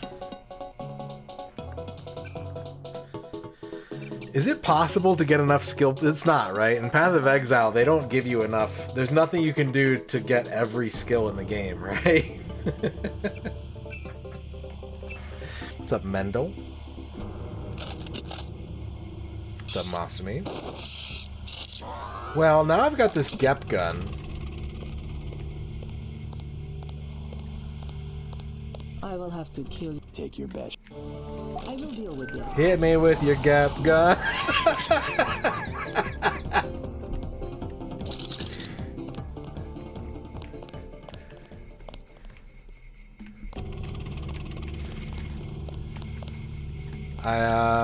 Good fight. I hope we weren't supposed to have some kind of post-fight dialogue, because you turned into chunks. There's no final gasp for you. Okay, it's dented. Hold it. Music makes me lose control. Music makes me lose control. Hey, hey, hey! Ooh.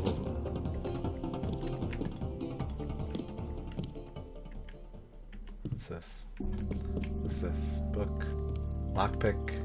Worth it. I didn't mean for my escape from UNATCO to be so chaotic. However, my re-immersion into the world of Deus Ex and Manderley killing me over, or trying to kill me over breaking some pottery, turned me into a bit of a chaos demon. Admittedly. It's locked. Oh yeah, I need a key. Oh right, I gotta go talk to Alex now that Anna's gone. That's what he said. He said come talk to me once Anna's out of the picture. And brother, she gone.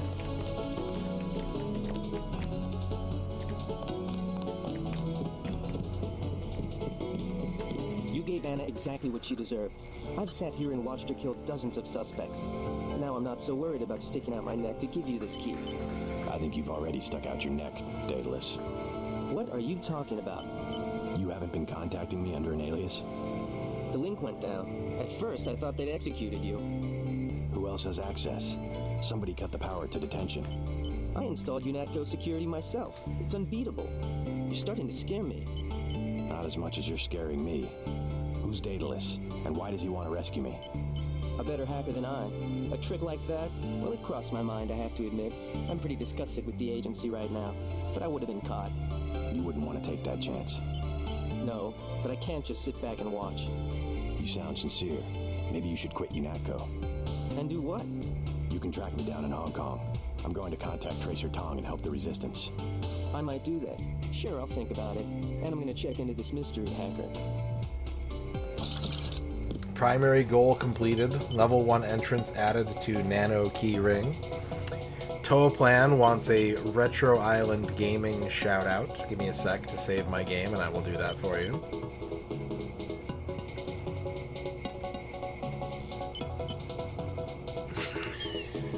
Thank you for the clip, Green Herring.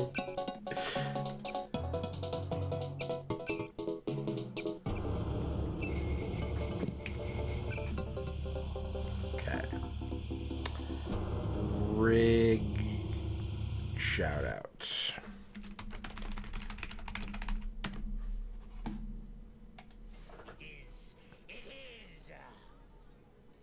Oh no. Ew. Ew. No. Oh God, what is he doing?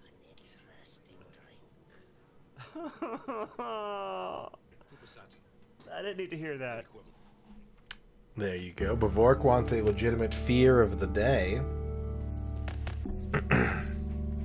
Bavork, your legitimate fear of the day is... Duel. Duel.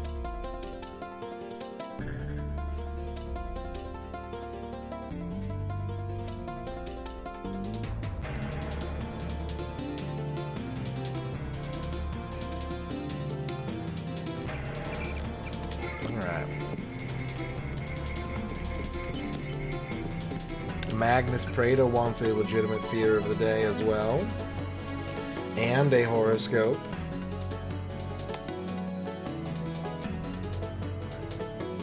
Glove slap.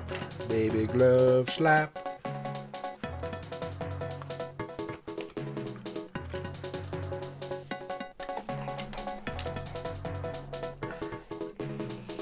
Alright. Fear horoscope combo.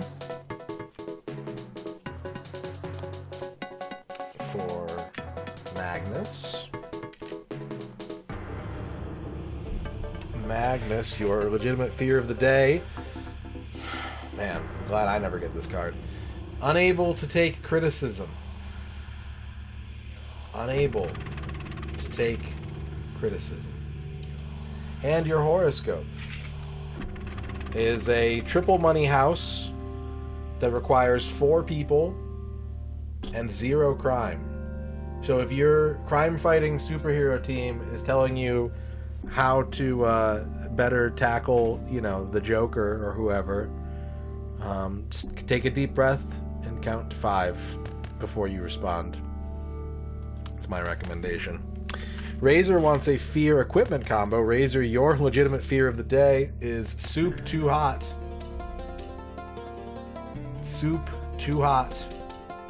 And to help you deal with that, you can have some kind of a distraction. So what kind of distraction would you like, and how will it help you deal with soup that is too hot? Please let us know.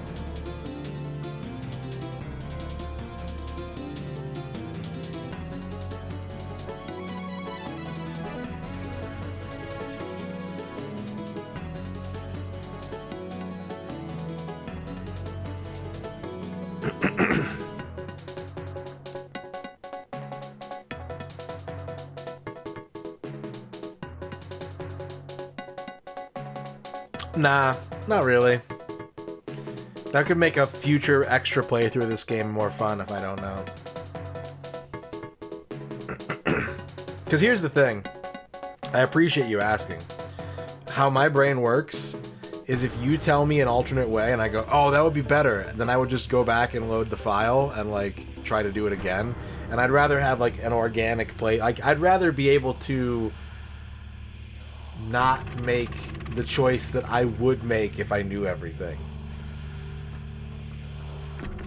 You would like a sudden snowball fight to break out, so you can use one to cool off the soup and spread the holiday cheer. That sounds... There's that one soup commercial. You remember that old Campbell's chicken soup commercial where the snowman comes into the house and he eats the hot chicken soup and melts, and it's actually like a boy who was just like covered in snow. It was like a boy wearing a snowman suit. There's something kind of, I don't know, off-putting about that commercial to me. There's something about that commercial that's kind of unsettling. Especially because he's like, they show like the snow just like melting and like dripping. Like the floor is ruined.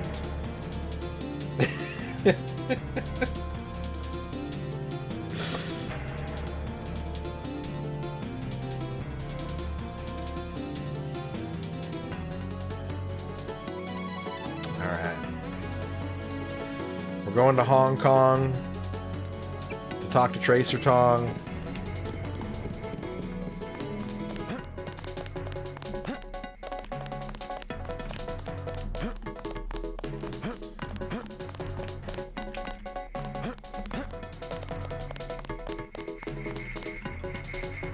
Keyring. I keep forgetting about the keyring. Even when I was playing this the first time, I would like go to lockpick something. I was like, oh, I had the key the whole time. That guy's gonna shoot me. Play some ping pong in Hong Kong with Tracer Tong.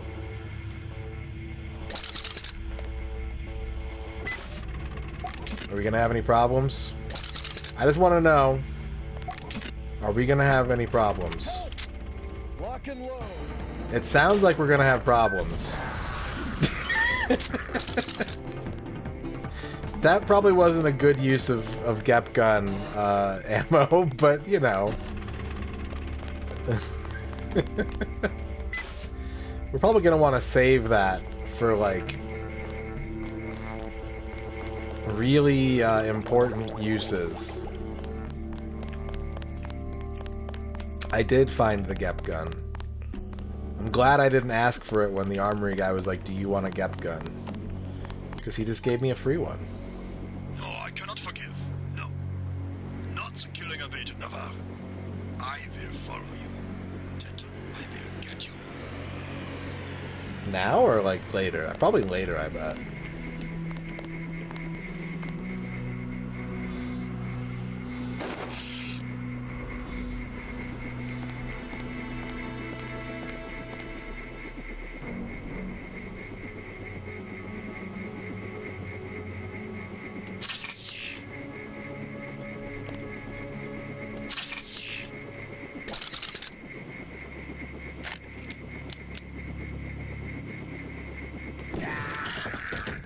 You know what? On second thought, I didn't need to use those cattle prod charges.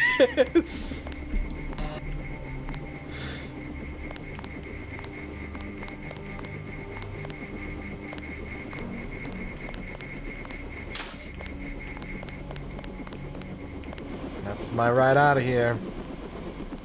Later, nerds.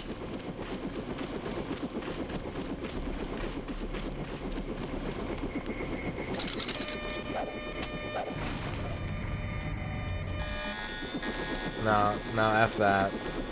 How do you know to meet me? Daedalus. He called himself Daedalus. A friend of yours? Nope. I came because I owe your brother Paul a few favors. I wish he was coming with us. Me too, JC. Me too. Get in. I'm gonna take you to Hong Kong. Can you put me in contact with Tracer Tong? I know a place where we can touch down in the city, but Tong is very suspicious of foreigners. You'll have to earn the trust of your brother's allies. They'll know how to find Tong. Great. Let's go. Time to see if this stealth copter is worth all the fuss. MJ-12 has a facility in Hong Kong, and they'll be watching for us. No mods. This is the third stream of this game. We did 2 streams back in October. This is the 3rd stream.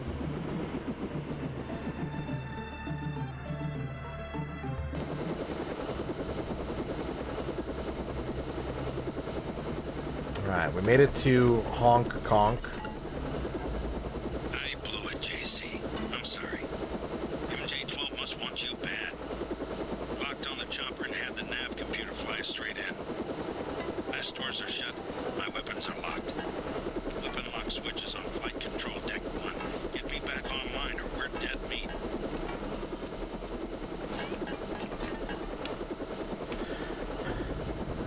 Raptor, I see your pictures. That looks like a city from, like, space. That looks like an aerial photo of, like, London.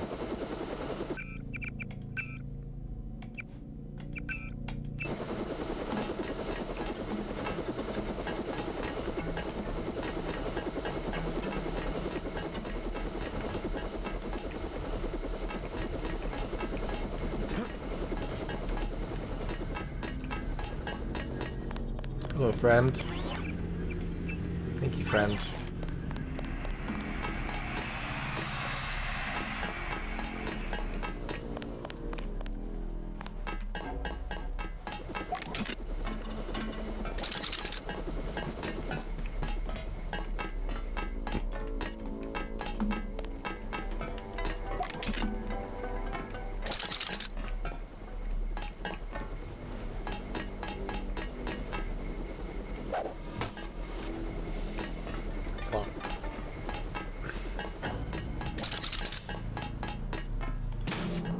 This one's not.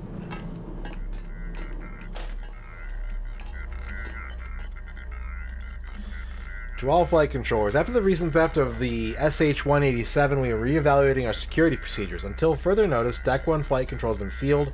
Troops ordered to barracks. If you need access to flight control, please see Tech Sergeant McKinney.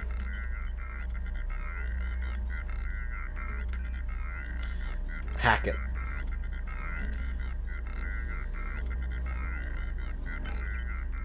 Okay. Turret enemies. Turret enemies. Cameras off.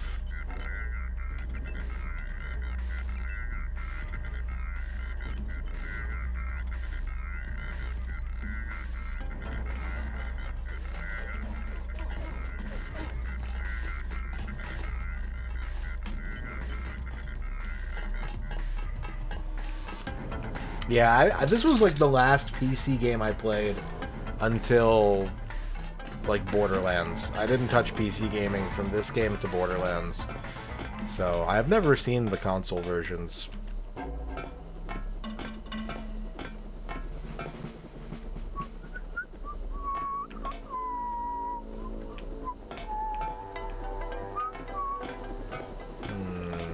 Gap gun? Yeah, that's correct, Quicks. We last played this in October.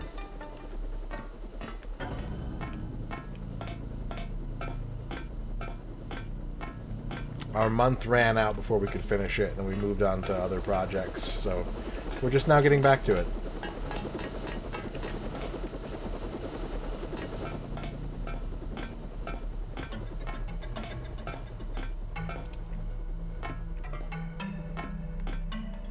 I guess we gotta go through those barracks, huh?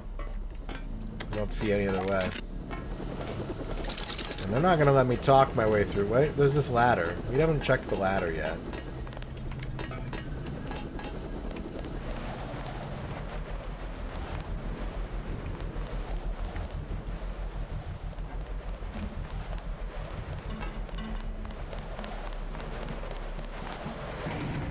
Yeah, we found some rockets, baby.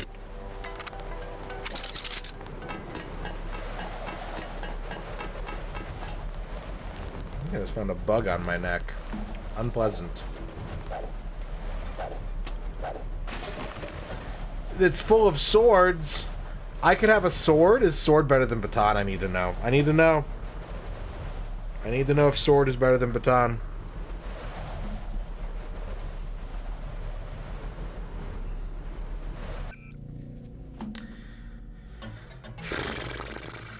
Knife.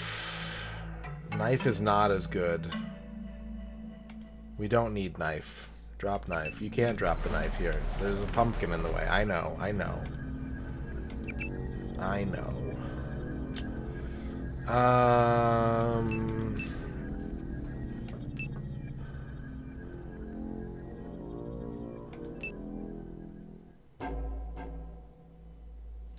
The only reason I'm keeping this, I think, is for sniping. I could gas grenade those guys in the barracks. That's something I should do. Hit him with the old stink bomb.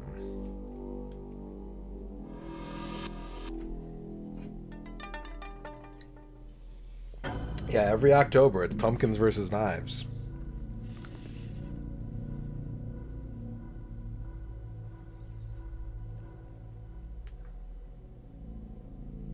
That's a good question, Quicks. I have no idea. God, how big is this knife? Get rid of the PS20.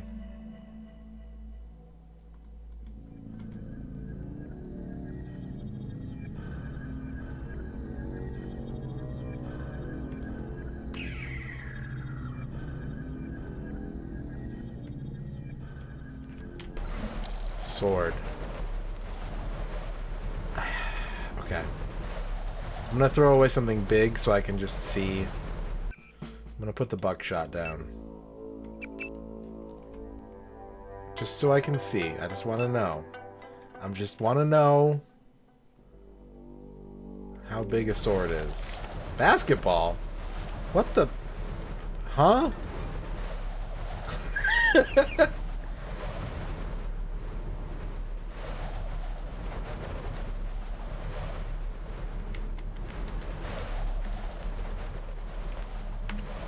Okay, sword.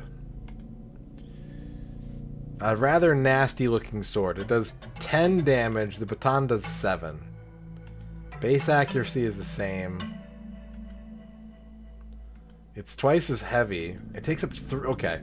Taking up an extra 2 squares of inventory is kind of a tough call, actually. Because...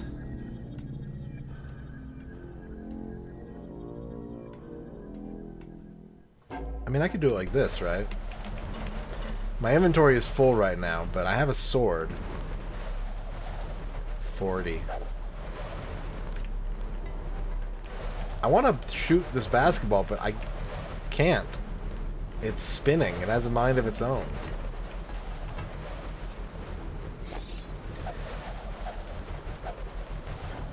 Yeah, I think we're going to get rid of our baton at this point. I don't see a need to keep the baton and the sword. I mean, aside from the fact that I would have 2 extra inventory squares, that's the difference. But, like, it's a sword. I'm playing this, like, cyber game, and they're gonna give me, like, a fucking full-ass sword? How could I... Why would I? Oh, boy.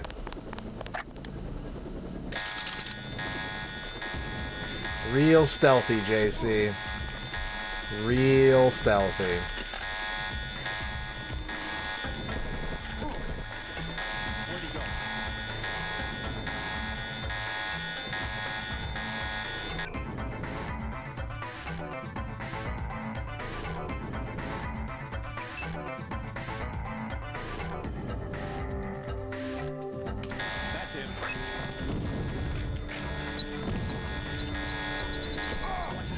Some kind of mech.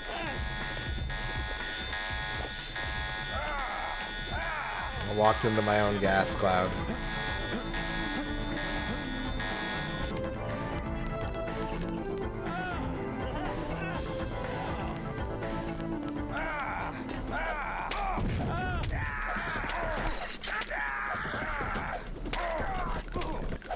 That didn't work.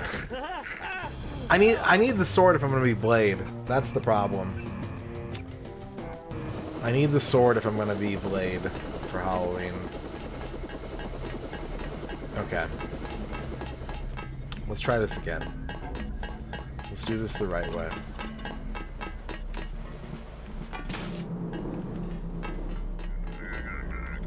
Wait a second. Wait a second. Oh my god.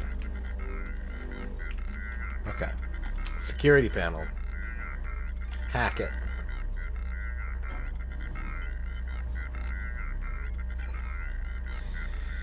Turret. Turret. Camera off. Camera off. Camera off.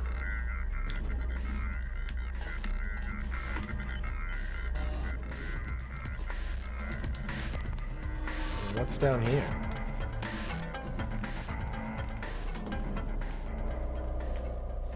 Hack it?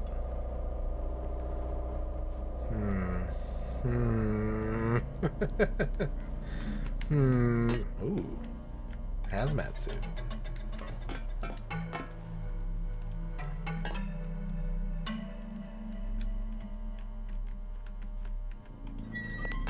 Let me guess. Oh. Oh. Up. There we go. Attaboy, JC.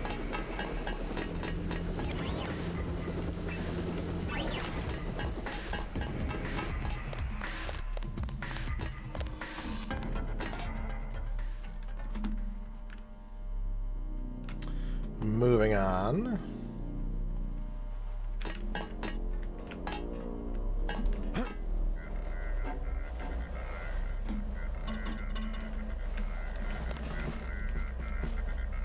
Oh, this is the side I came from, isn't it?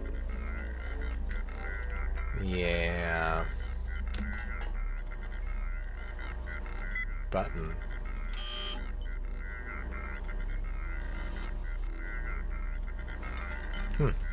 Okay.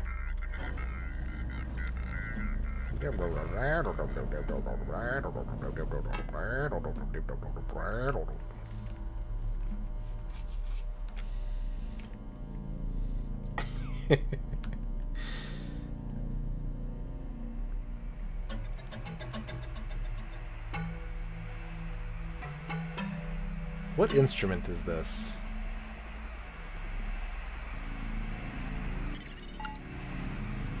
Careful down there. That fueling equipment was installed by the lowest bidder. One time I had to fly a couple of gas technicians to the emergency room.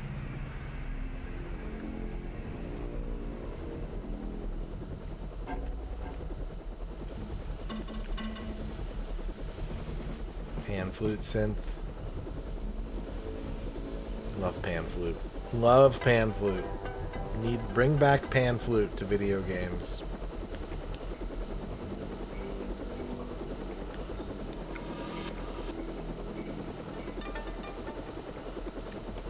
Is this just... Alright.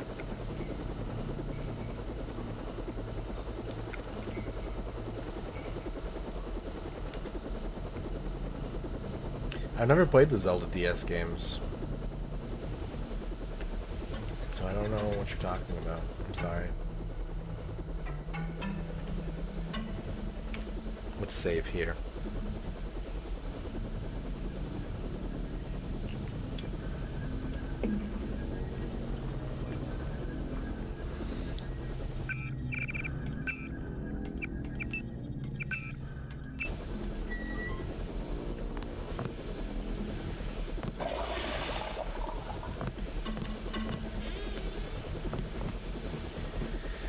A terrorist strike on Liberty Island was blunted this past week when UNATCO forces moved swiftly to neutralize the threat. The attack, the result of a reported organized attempt to break security at UNATCO headquarters by the National Secessionist Forces, was characterized by one identified source as a futile gesture. Walton Simons, director of FEMA, worked closely with UNATCO to coordinate both U.S. and UNATCO forces in a joint operation to root out the remaining elements of the terrorist network in New York. Terrorism is very much a snake that slithers out of the tall grass, said Simons. It is our responsibility to always remain alert to the danger it presents and to act decisively when it appears. Authorities are currently attempting to locate... I forgot I named my guy Egbert Ass Beef.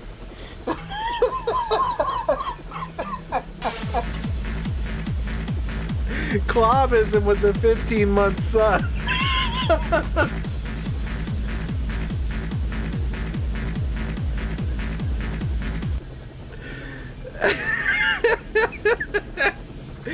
Thank you, Clobism, for the 15-month sub. Whew. Authorities are currently attempting to locate Egbert Ass Beef, one of the terrorist leaders who escaped in the aftermath of the attack. My eyes read the name first, and I was like, that's weird. Why would they name a character in this, that? And I was like, oh, right. Right, that was me.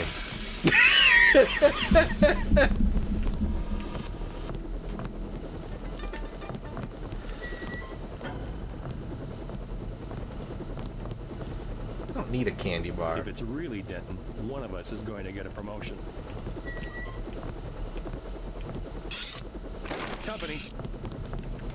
Company, halt. Zap. Give him the zap. No. Zap him. Fucking Racer X looking.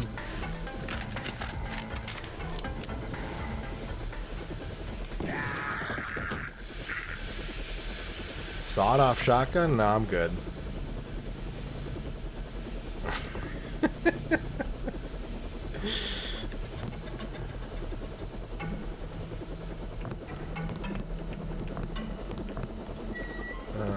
Clothes. Medkit. Medkit good. Medkit good. I want to see what's in this locker.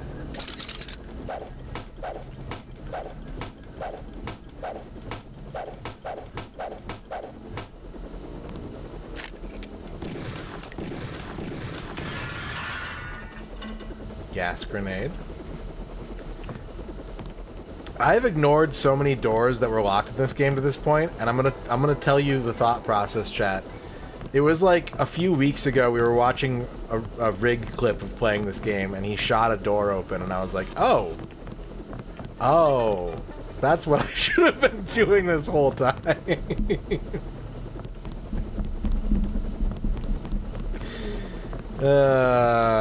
Klobism wants a pause and reflect. We can do that. We can have a pause. Base hole with the 100 you won't bits. Believe it. I just watched another Columbo episode, and he figured it out. He's so good. He's unstoppable, that Columbo.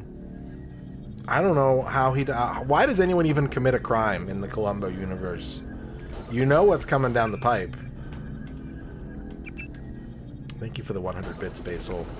Alright, let's go ahead and save our game. And we're going to take a break. Klobism has redeemed pause and reflect. So we're going to take a little break. And I'll be back in a few minutes with more of the adventures of Egbert Assbeef. I hope that you will join me when I return. BRB.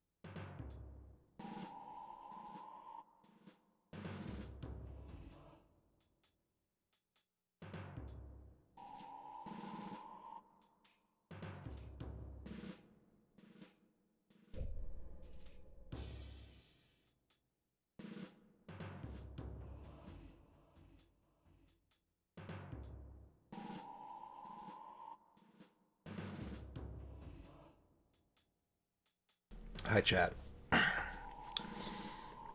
We did the pause part. Let's reflect for... What the...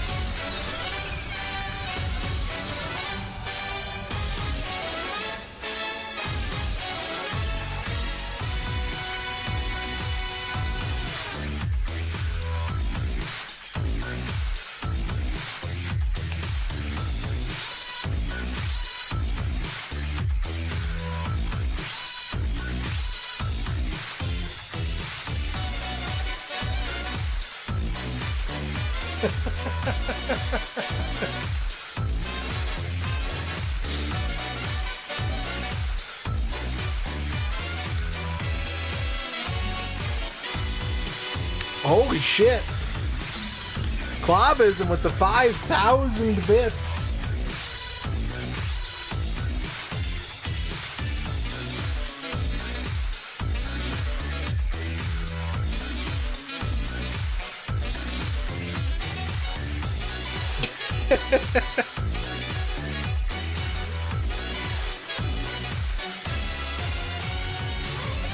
Thank you so much.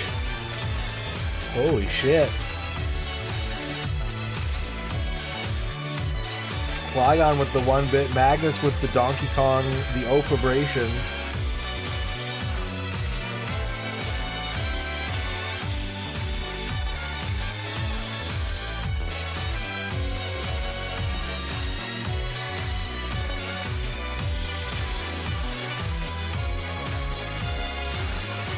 Wash every single article of clothing you own.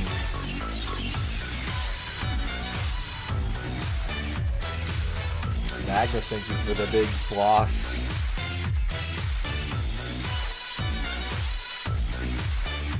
Flygon thank you for the 102 bits. Unfortunately, no, it appears that the hype train is still in cooldown.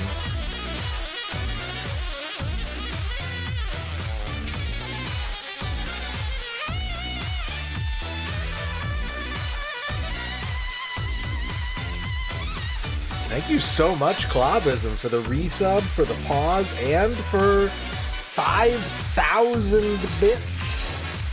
That is, frankly, a big number. It's a big number. Thank you very much.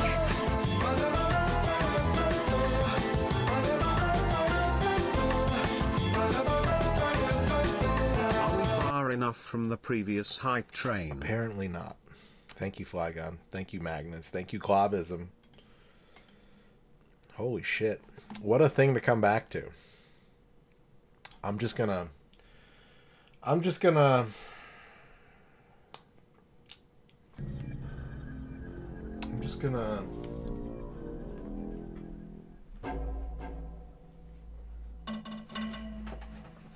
show chat to celebrate such a monumental cheer. I'm just gonna hold this copy of Bubsy 2 up to the camera for chat.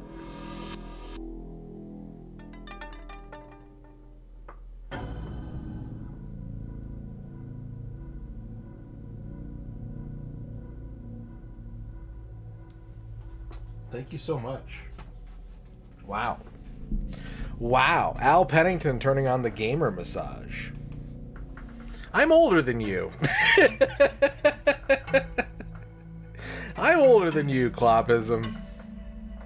But thank you. That is a lot of support. I appreciate it very much. I hope you're doing well. Not just because of the sub, not just because of the 5,000 bits, but in general because I care about you. And I want all the best things in life for you. Bavork wants a horoscope. Bavork, your horoscope is... Ooh, council member. Broad general power to get whatever you need to get done this Christmas Eve. It's time to kick on the turbo jets and go get that Turbo Man before Sinbad. You can do it. We have a retro achievement request coming in. Retro achievement request for Eric Barkman. We're going to take an interlude away from Deus Ex for a moment. Let me save my game. Let's make a new save, actually. Let's call it... Hi, chat. Egbert.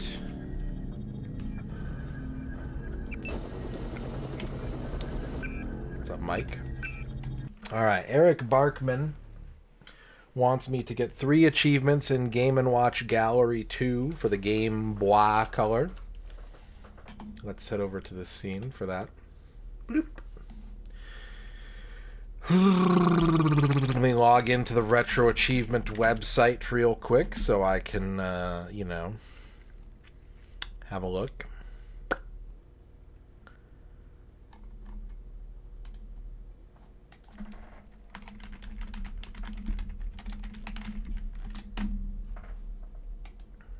Do do do do do do do do do do deep boop boo doo boo doo boo doo beep boop. Game & Watch Gallery 2. We are missing 16 of 30 achievements. And according to our research, let's go by one by most. Helmet. No, wait. Hang on a second. One ba bee boo.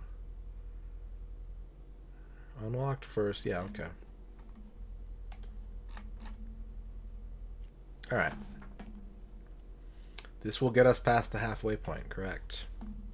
Because we can't... when it comes to raffles, we can end the request if the stream is time to end. But when it comes to people spending channel points, we are locked into this game until those 3 achievements are earned. So, we are now streaming Game & Watch Gallery 2 until 3 achievements have been achieved for Eric Barkman. Da da da da, ba ba ba beep ba ba ba ba. I'm getting a massage from my chair.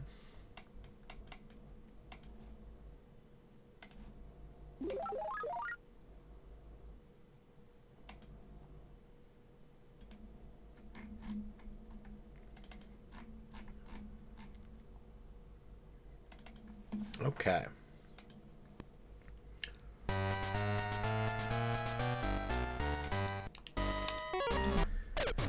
So we're done with Vermin. We finished Vermin.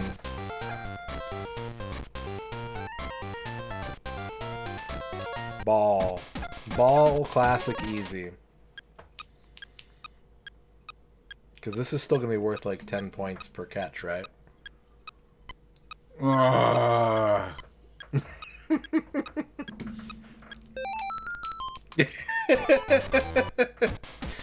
On second thought.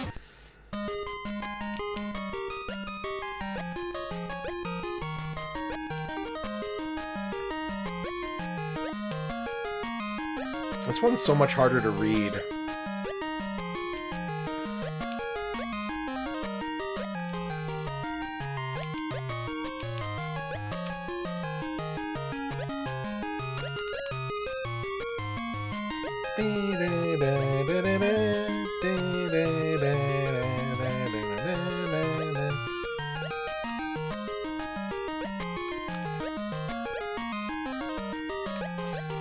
That's mean. Mean combos.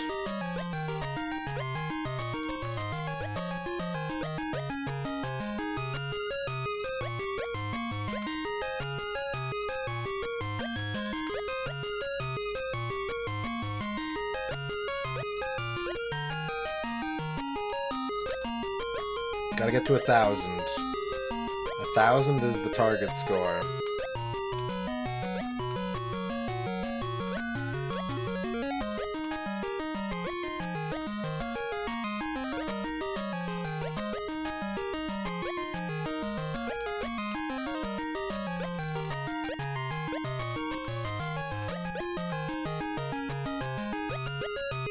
Fireball? Don't touch the fireball. This is retro achievements, so crates. We're doing retro achievements. What's that M? What's the M mean? No, someone requested this. Someone requested that I get 3 retro achievements in this game.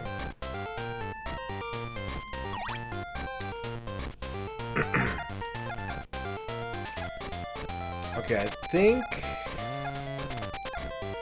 Ball's the only one we haven't done the modern stars for. The ball is so hard.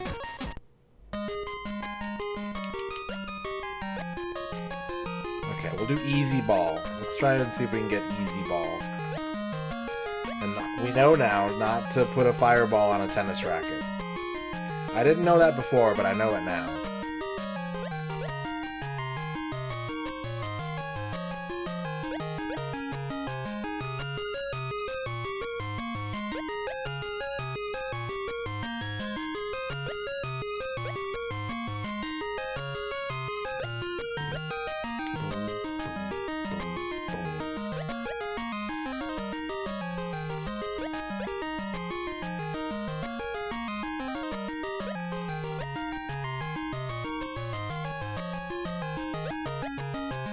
I think in Mario Tennis you'd want to hit a fireball. I mean, this is Mario, and he's got tennis. But, you know, that's life. You live and learn. No, that's Sonic. My mistake. I was confusing my life with Sonic the Hedgehog's life. They're very similar.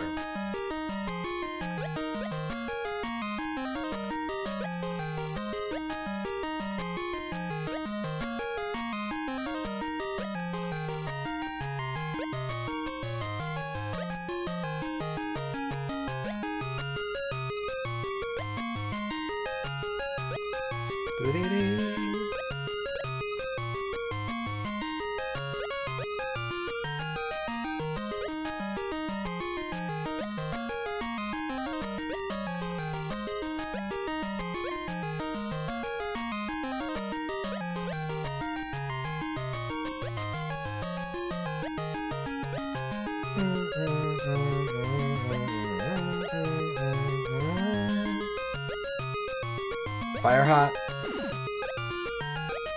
Coins. Oh god! Oh! Okay, that's so rude. They come out so fast.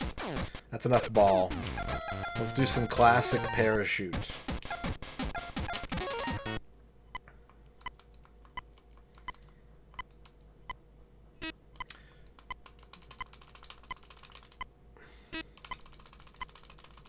Nasser.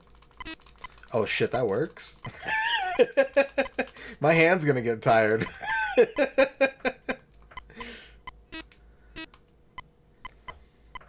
If you need something to do while I'm trying to catch 1,000 parachute men coming out of this helicopter, which is confusing because that appears to be like a transport chopper. So is it crashing? Why are they all jumping out into my little rickety rowboat? But if you need something to do while I catch 1,000 parachute men, don't forget about the 2026 Great Game Raffle. If you're in our Discord channel, you can nominate up to 3 games for me to play in 2026. 12 lucky winners will be chosen. And it could be me, because I get, for every pick you enter, I put a pick in.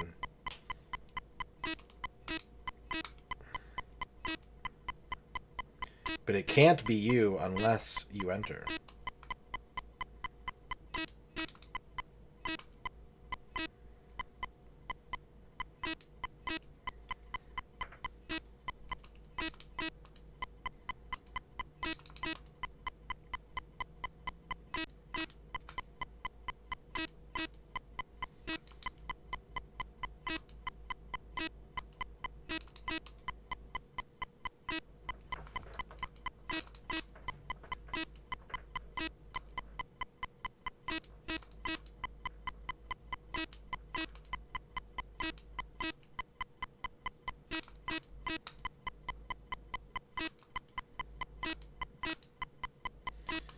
$1,000 men jumping out of a plane. 1,000 men jumping out. You catch them all. Don't let them fall. 999 men jumping out of a plane.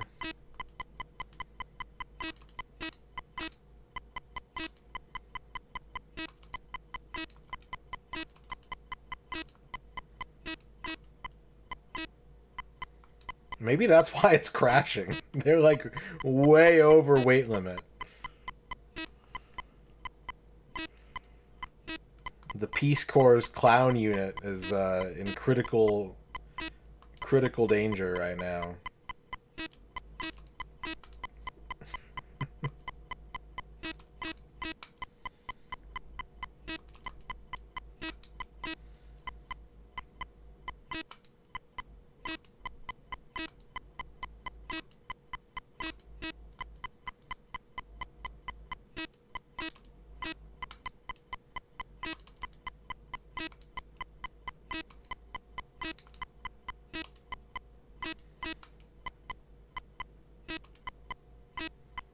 Also, what does this shark know? Why is the shark, like, aware of the helicopter's presence and, like, trying to jump up and eat these guys?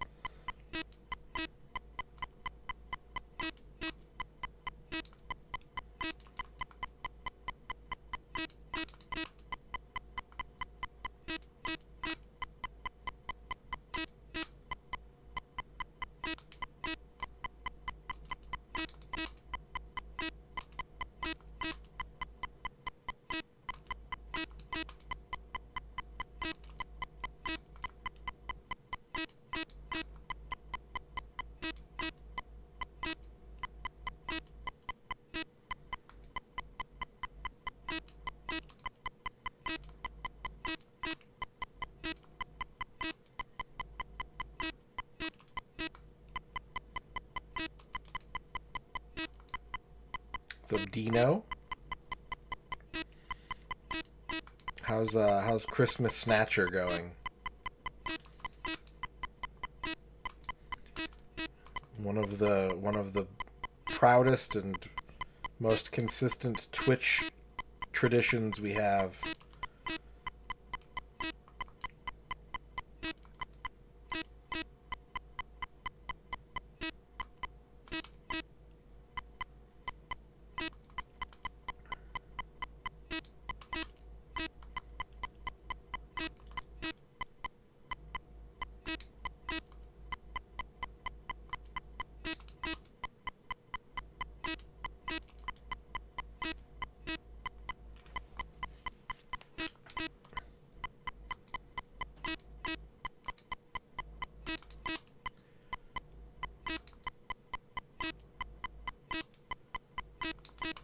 Meep.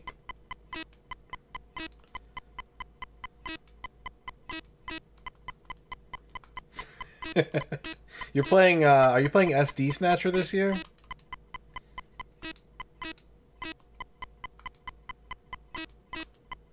Nice. I've never played that one. I would like to play it someday.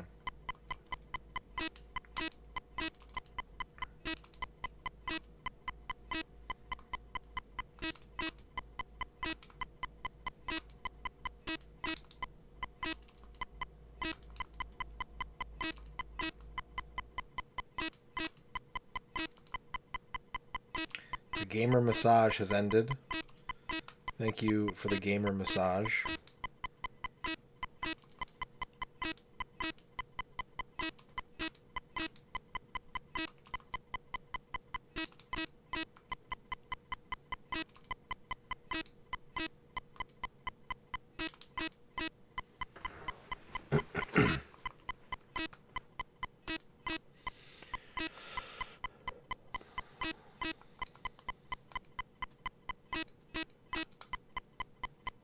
What's up, Space Hoppercopter?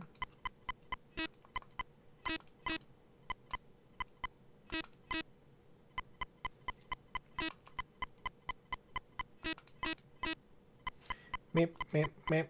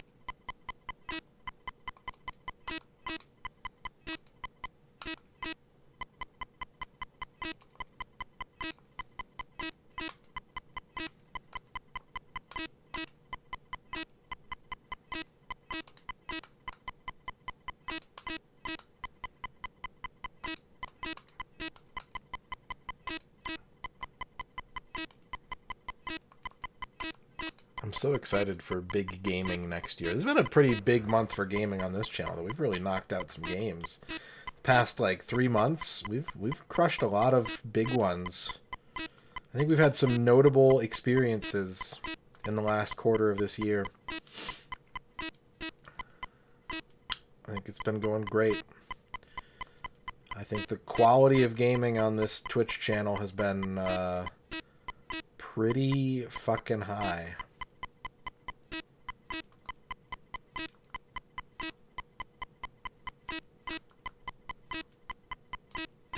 And I think next year is going to be even better somehow. If you can believe it.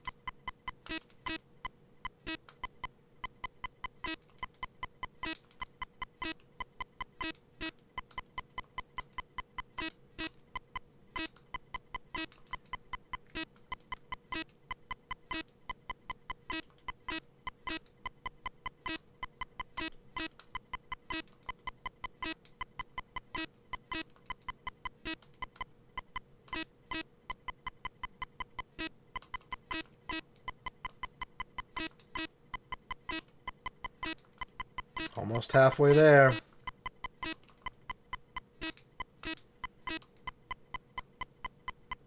I don't remember if this version has lives or not. I really hope it does. Because if it does, I think we've got this.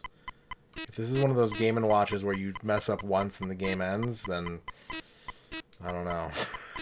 Anything can happen.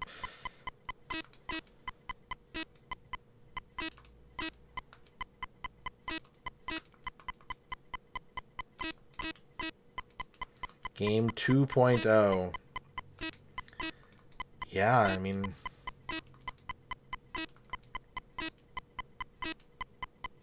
a new brand of game, a new breed of gamer. You never know when it's going to happen. You never know who's going to be responsible.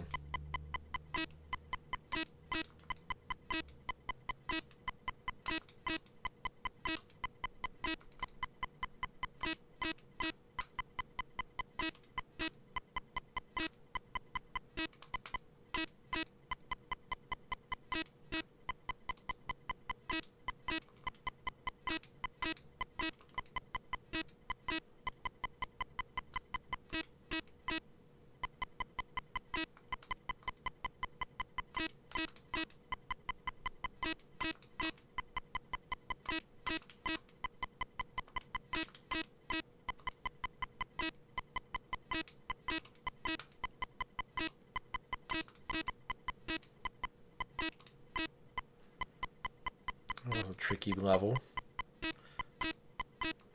It's getting harder.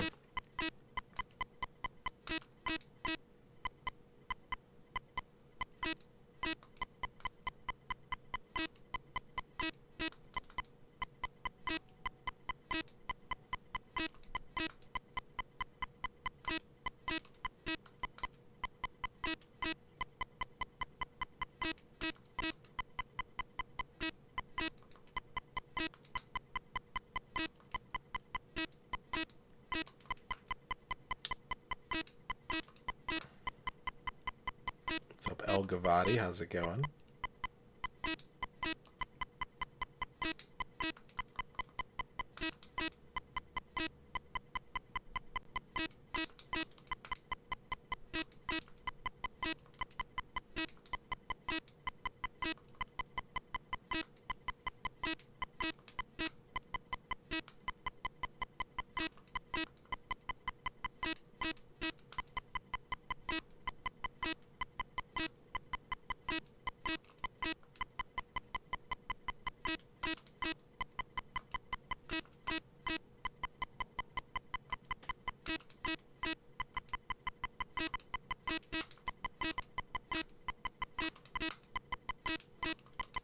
Oh God.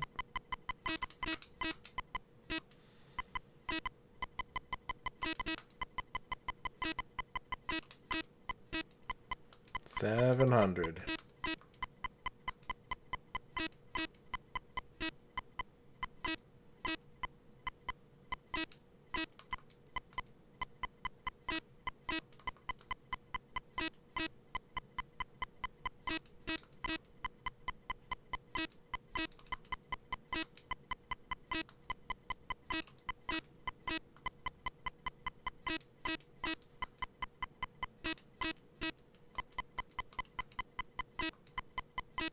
What's up, Jiggy? This was the original vision. This is an immersive sim, which I don't really like that genre name.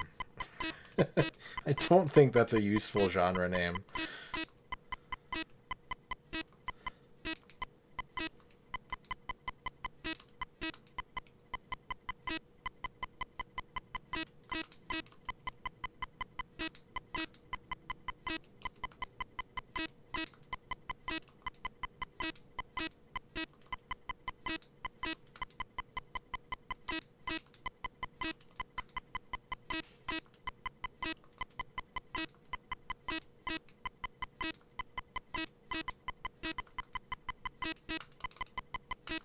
Oh my god! There was no time. Okay, we do get extra lives. We do get 3 lives. That's good. But I'm concerned about the sudden level of difficulty presented.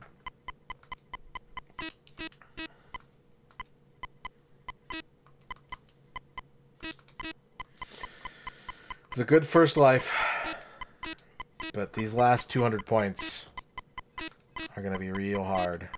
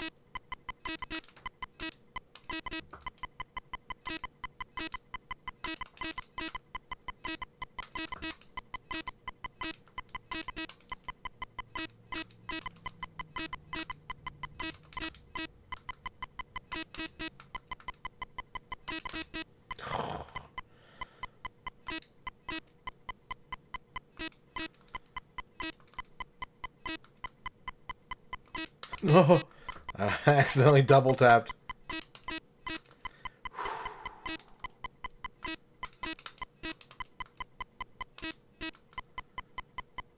Calm down.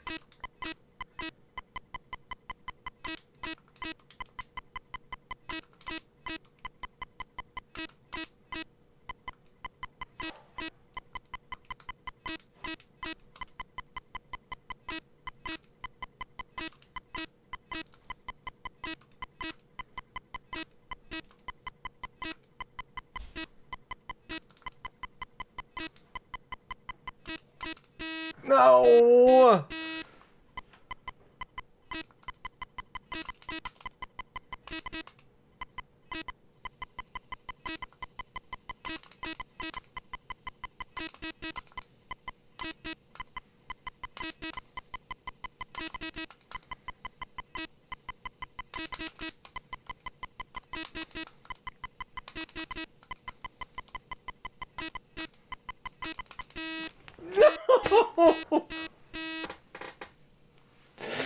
No!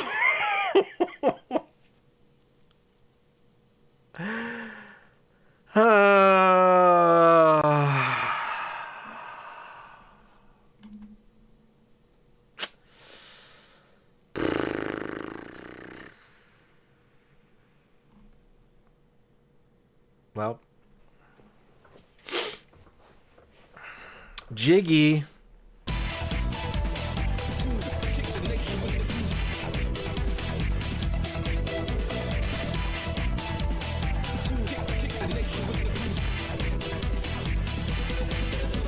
consolation soup. Thank you for the 28 months of soup.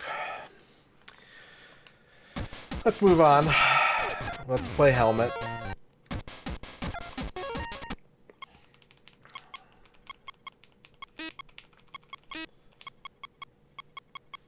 We just got to get him in the door 200 times.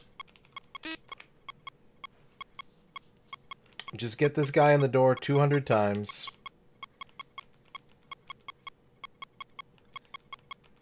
Just get him in the... Yeah, there you go.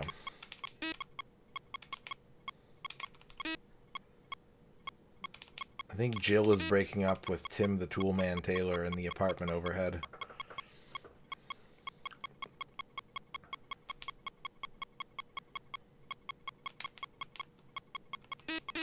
Ah. Okay, that's a... You know what? Honestly, run it back. We don't want to lose the life before 100 points. There's no way. There's no way. There's no way with that. There's no world where that is an acceptable outcome.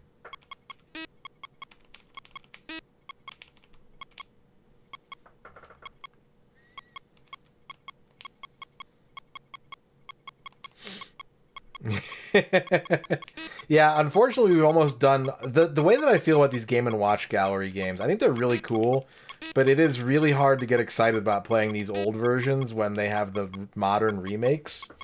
And so naturally, we ate our dessert first, and we've done almost all the modern versions, so all the achievements and stars we need to get to both finish the game and collect more achievements. It's purely on the ancient... original Game & Watch.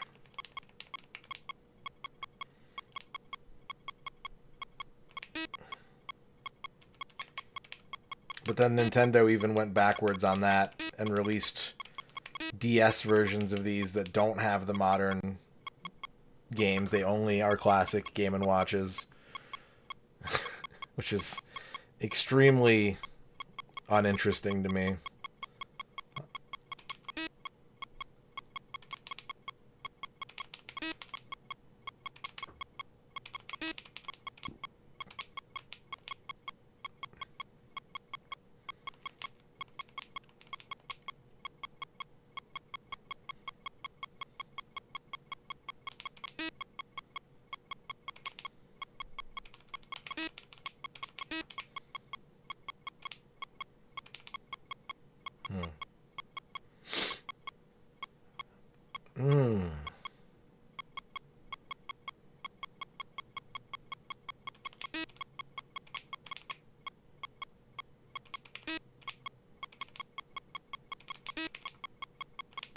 I think, speaking of Twitch Christmas traditions, I think you mentioned on your last stream, Jiggy, but I forget. I think you said that you've got something going on Christmas. I usually tune into Jiggy's stream on Christmas to see an extremely appetizing meal. I don't know if that's happening this year or not.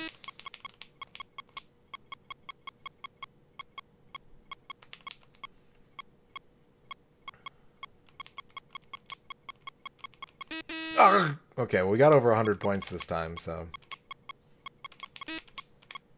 we'll play it out.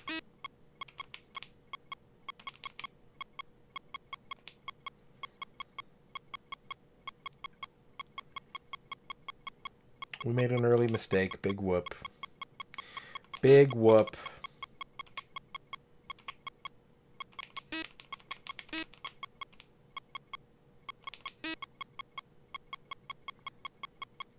You'll be streaming and eating, but not necessarily combined. Okay, understood. Thank you for the heads up.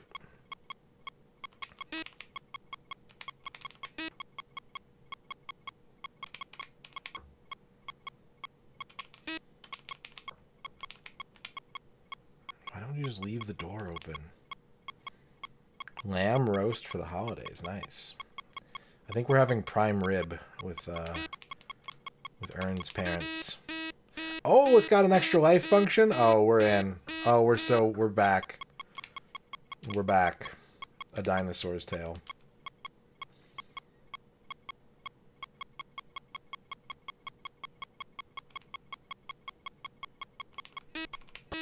Ow, my head.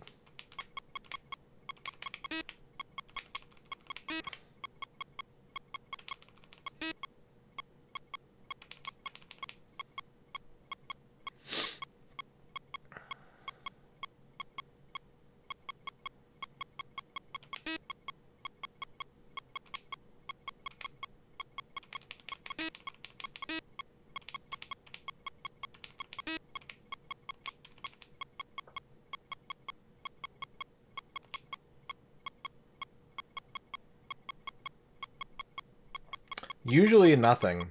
In the modern versions, they'll give you like they'll give you bonus points. They'll usually give you like 20 bonus points if you don't need the life. But in the classic ones, it's just like, oh, you don't need the life? Well, then you don't get the life. Yeah, no, for sure.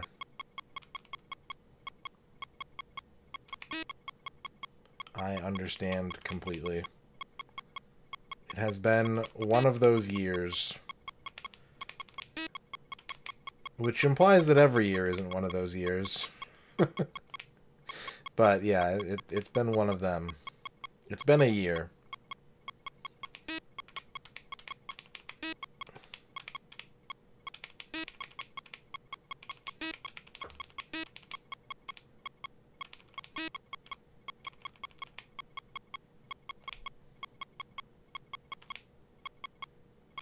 Oh, I was trapped.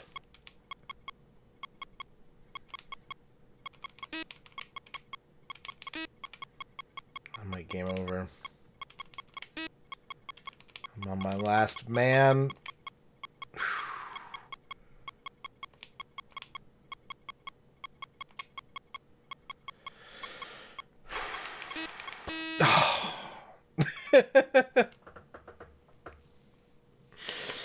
Okay.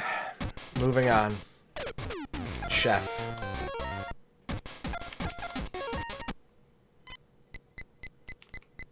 Where'd the other chefs go? There were 3 of us. Bring back the other chefs.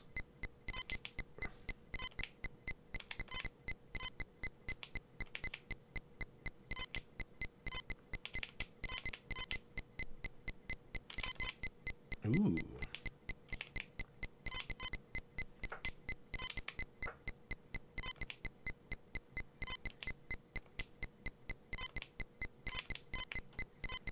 I have a feeling I'm going to be really bad at this one. Just the way it's going. Once it speeds up, I think I'm fucked.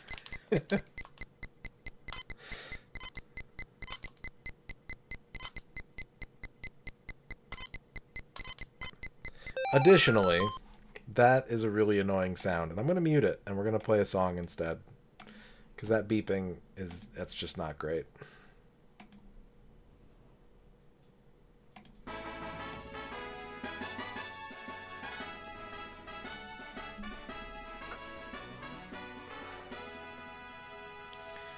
The 19th... I mean, they do have that kind of, like, 1930s comic strip character vibe going for them. I can see it. I don't think I knew what a Game & Watch was when I was a kid. We had, like, the Mario Brothers wristwatch version of one of them, but I don't think I ever heard of Game & Watch until the first Game & Watch gallery on Game Boy.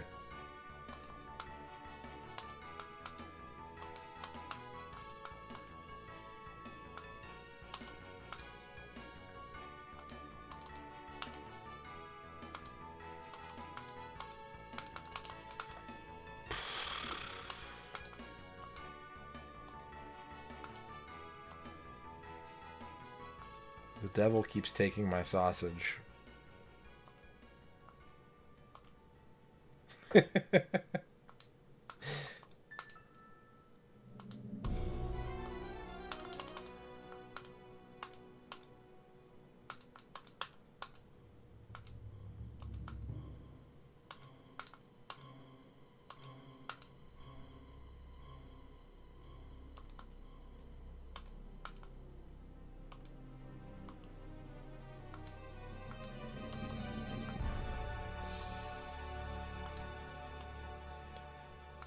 Talked about it before though. My brother had this really sick G.I. Joe LCD handheld. It was so cool. It was like it was almost like a Zelda game, but you played as Snake Eyes, and it was it was a fucking LCD game.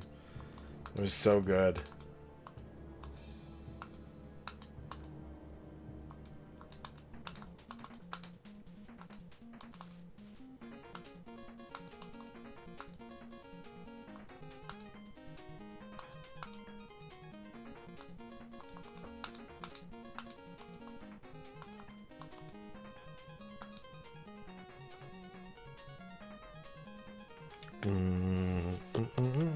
That's right. You never know, Masumi. You never know.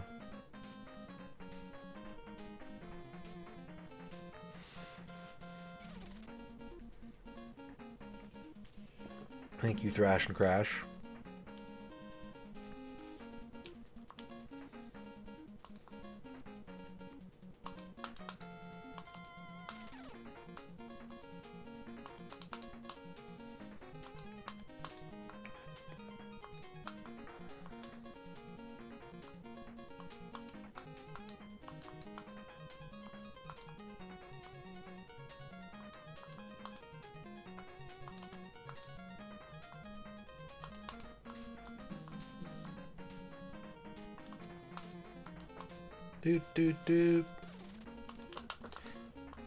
Okay, at least the game seems to be pretty lenient about flipping the food. The timing window is pretty loose compared to Parachute.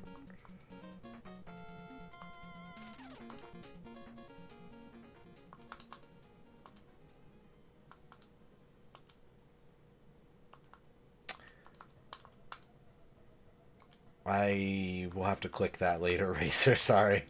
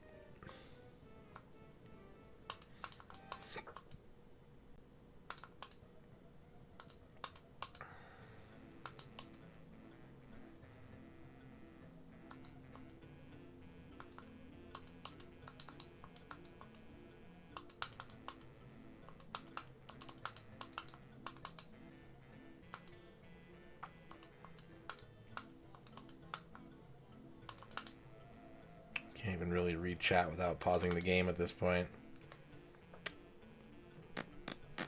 Alright, let me see if this is the G.I. Joe handheld. Yep, that's the one. That is the one that he had. That was a really cool game. Probably the most fun LCD game I've ever played, really.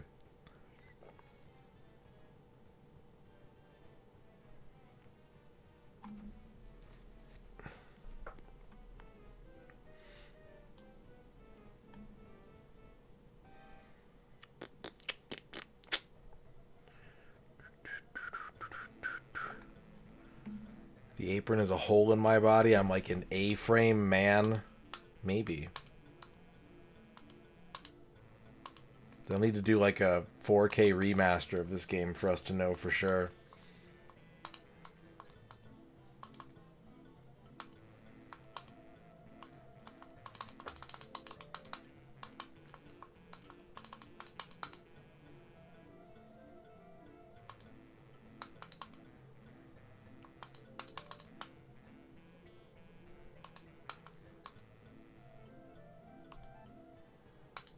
Oh no!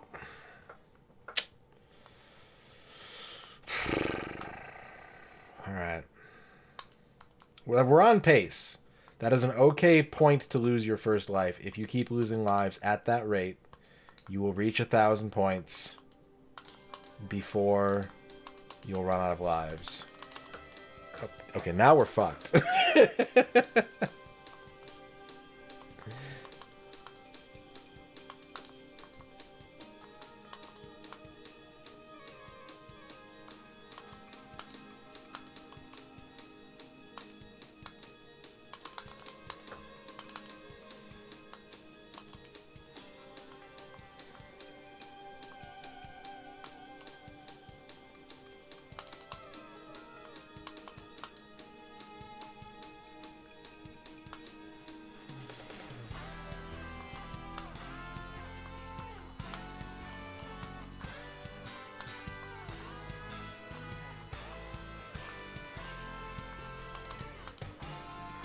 Extra life?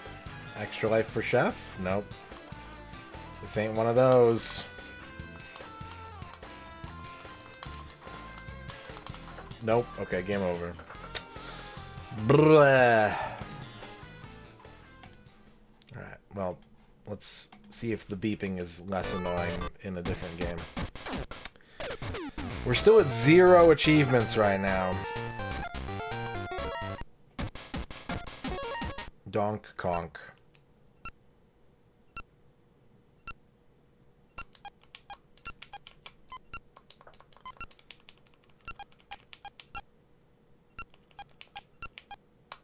Oh, too early, too early. Okay, reset. I gotta learn the timing.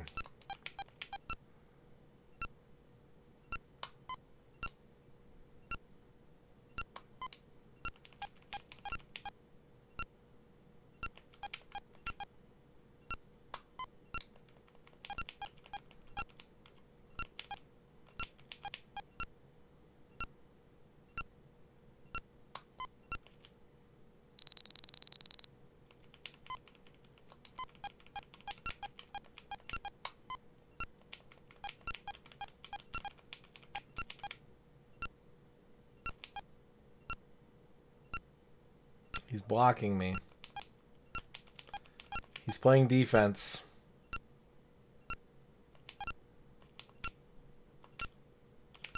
God damn it. I was like, I can slip under that. Nope.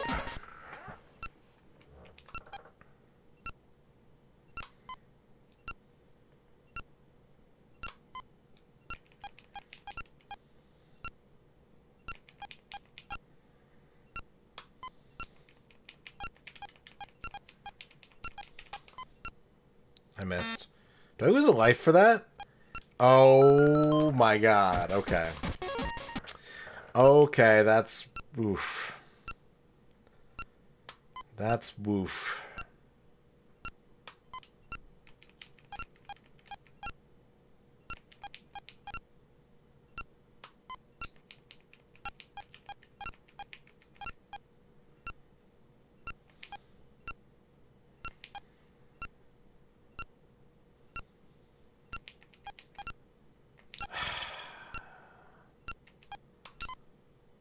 Okay.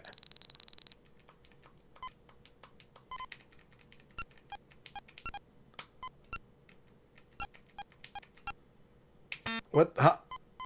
Do I have to...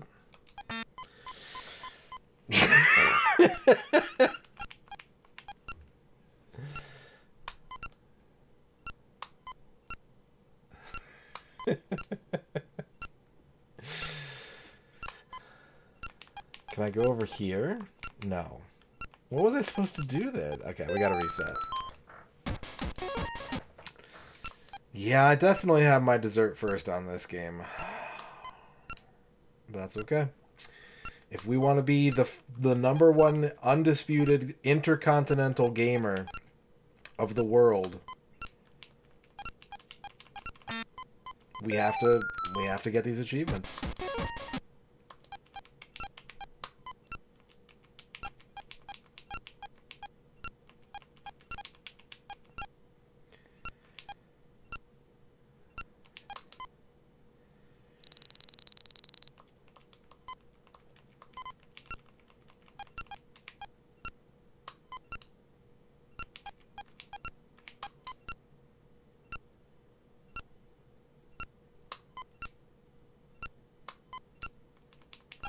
Could always just jump 1,000 of those barrels.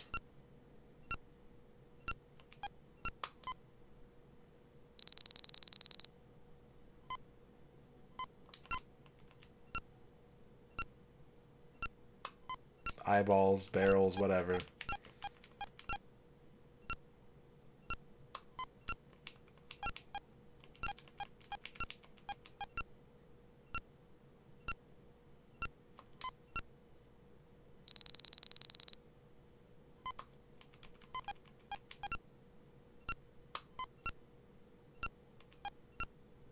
Nope.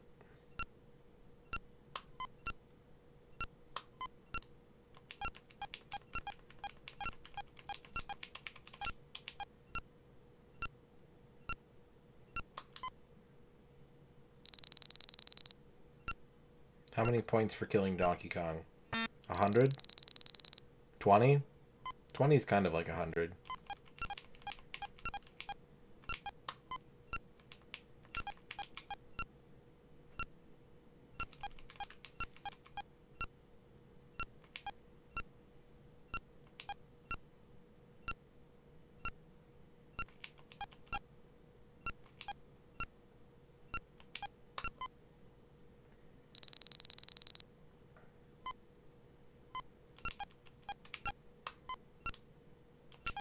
No, wait. Hup. Hup.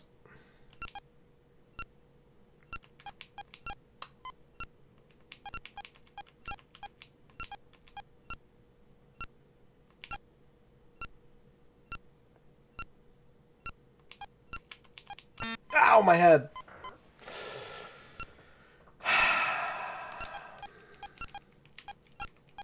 What's that? What's the swinging girder do? Is it for grabbing? Is it for hitting my head on and dying? I'll never know.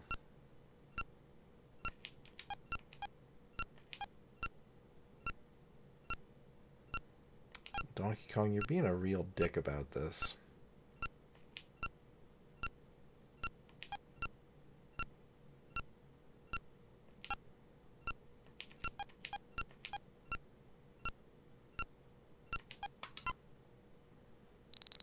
It was a risky play, but it worked.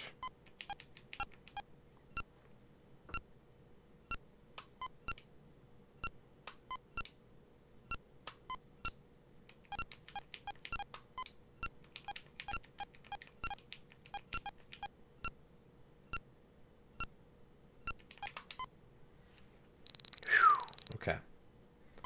We're evolving. We're learning new and exciting ways. Yeah, okay, that does kill you.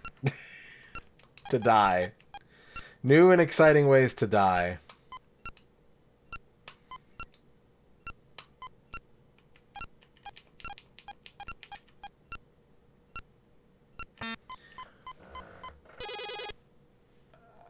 Okay, run it back.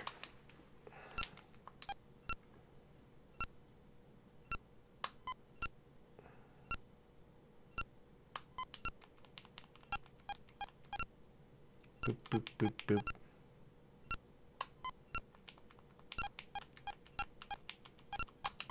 Okay, you can just grab it as quickly as you can. I was wondering about that. I didn't want to risk it when I had like a good run going. So it was worth doing there when there was nothing to lose.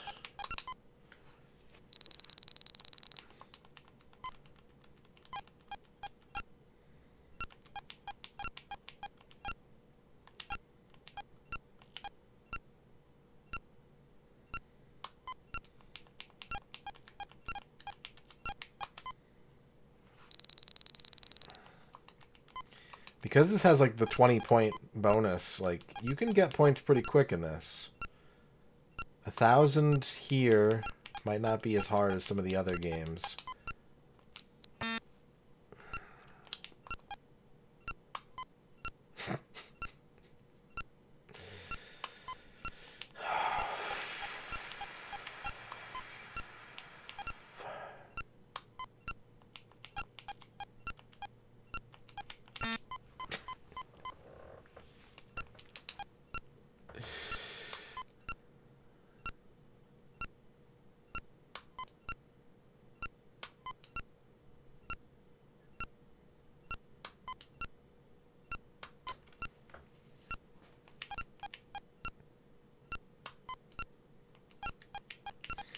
I don't really want to jump over 1,000 extremely slow barrels. But it's nice to know that the option is there. It's nice to know that we could.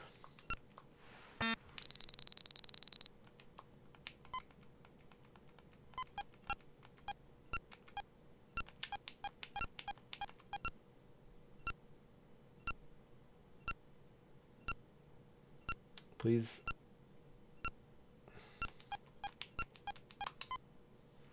Another retro achievement request coming in. I don't think we're going to get back to Deus Ex tonight. The real question is how many of these can we knock out? And how many will need to carry over to the next stream. Okay, I'm bad at Donkey Kong. I'm bad at all of these, except for Parachute, which I was fucking 16 points away from.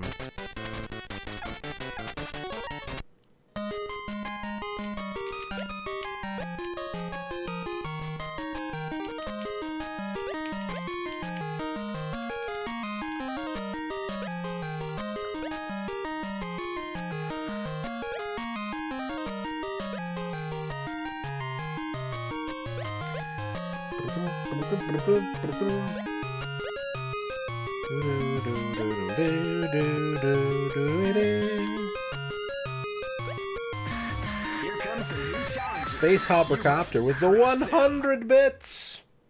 MisterRadon is cool. Pass it on. Pass it on. Tell everybody. Tell everyone at your holiday dinner about my stream.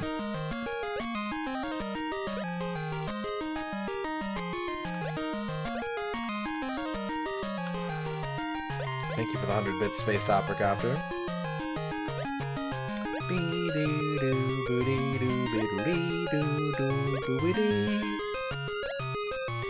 This one wouldn't be too bad, except for the breaks every 200 where the balls come flying out afterwards and you have to make an instant read as to where they're going.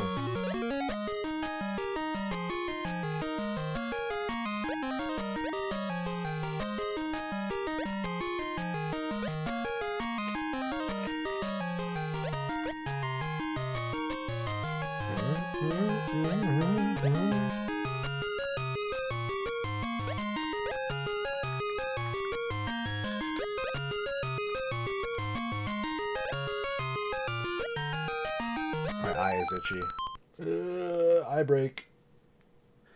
Eye break. Ugh.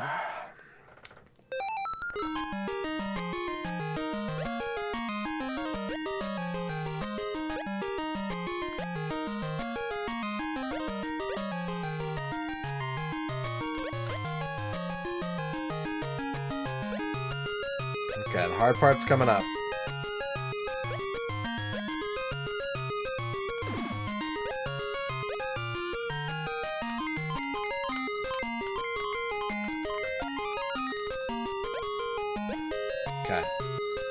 Survived one cycle.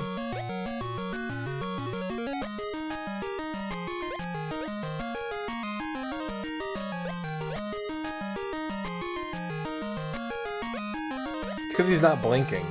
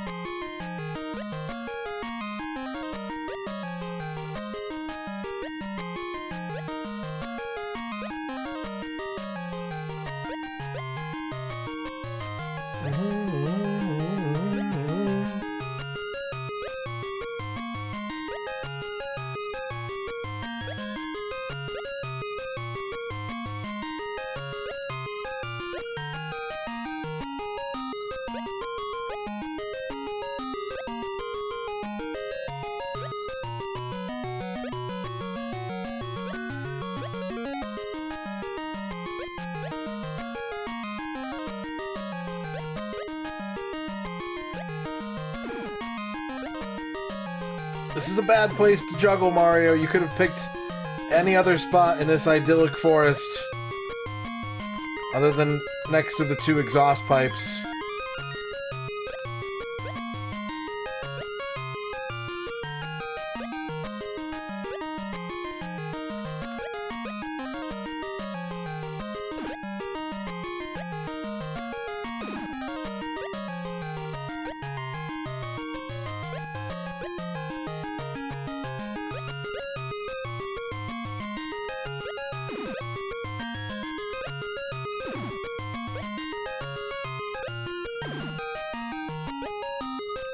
Okay, we're halfway there.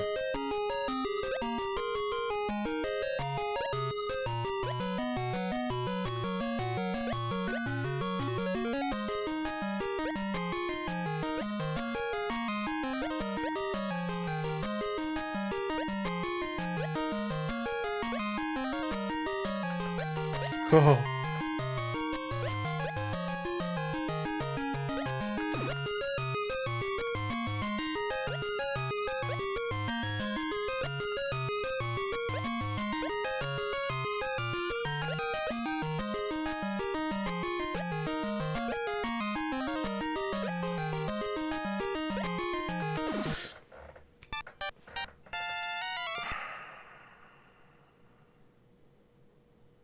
This is Game & Watch Gallery 2 for the Game Boy Color. John Matrix. Part of Nintendo's Game & Watch Gallery series.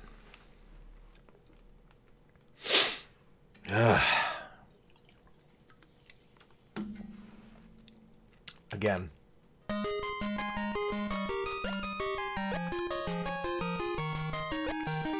I think we've proven at this point that whatever we do, it's going to take some work.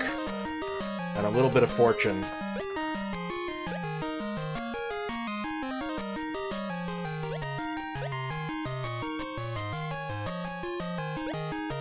We're not just going to luck into an easy achievement anymore. 1,000. The score we need is 1,000 in every one of these games.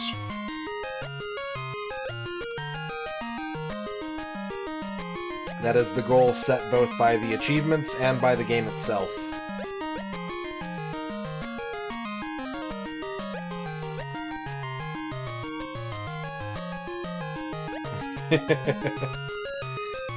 Yeah, sometimes you want it to be slow, and sometimes you're just like, hurry up and give me the points.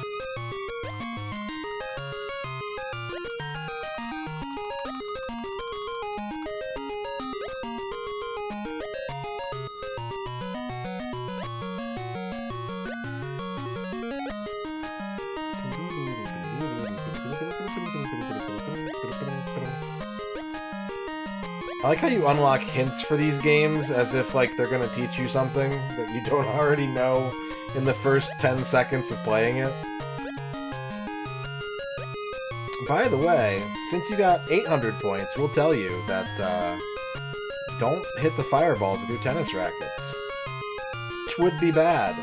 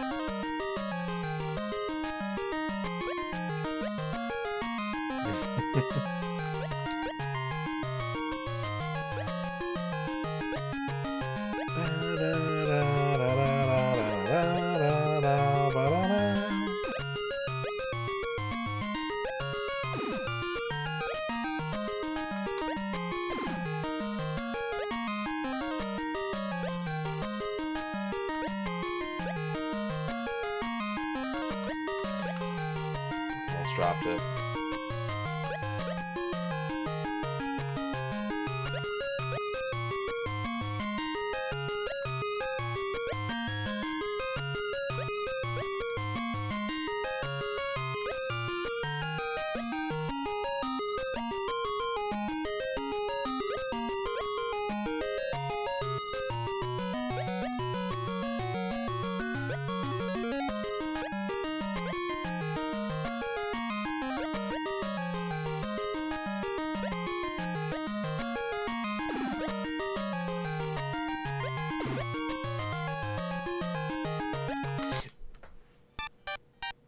I couldn't tell where the fireball was going, so I wasn't watching where the mushroom was going.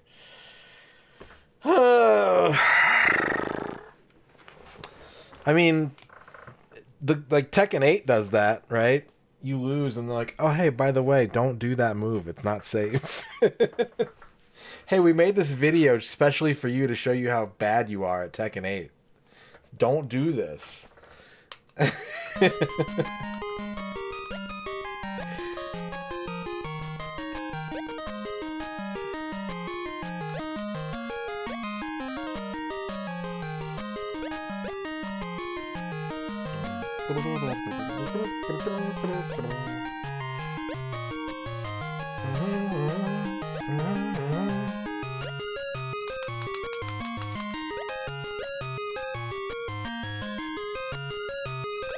I'm committing to finishing the modern games, both for difficulties of ball, maybe just one, but at least one. And then we'll only have classic Game & Watch left in this collection.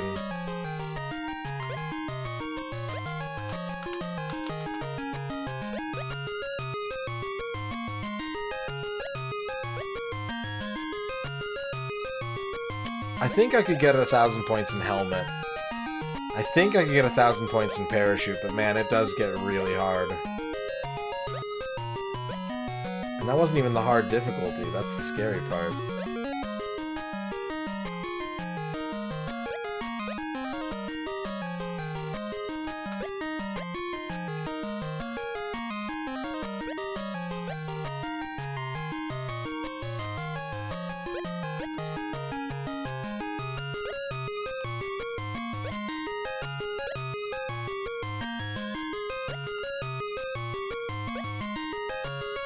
Might need to take a short break soon, though, just so I can go to the bathroom and stretch a little bit.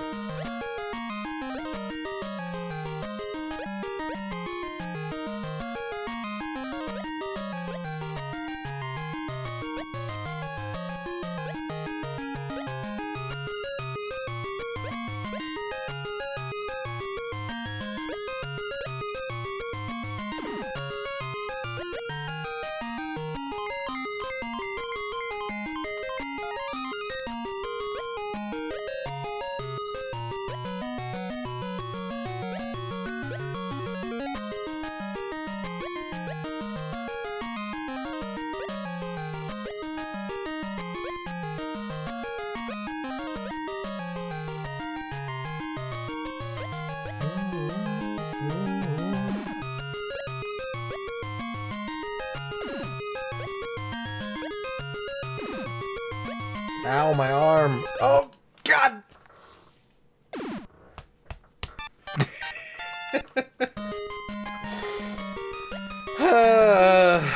Ball.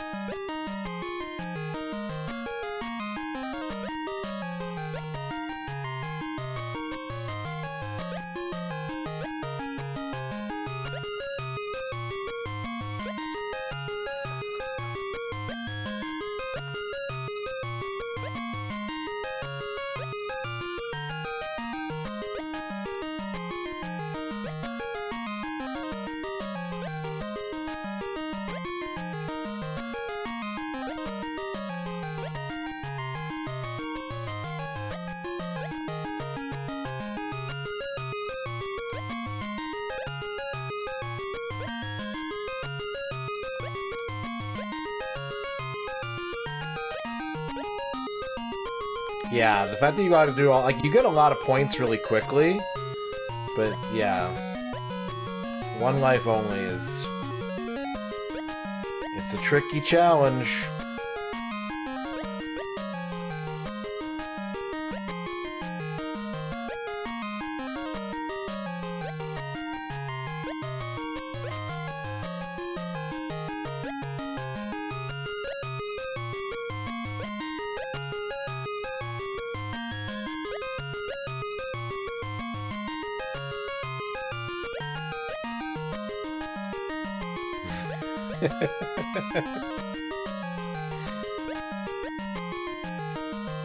He is doing a lot. Like, he's busking is what he's, like, this is, you'd see someone, like, riding a unicycle, playing solitaire. That's the kind of energy that Mario's giving right now. Oh god. Alright, well that's a bunch of wasted points. This means we gotta juggle for longer before we get to the next round. That's all it means.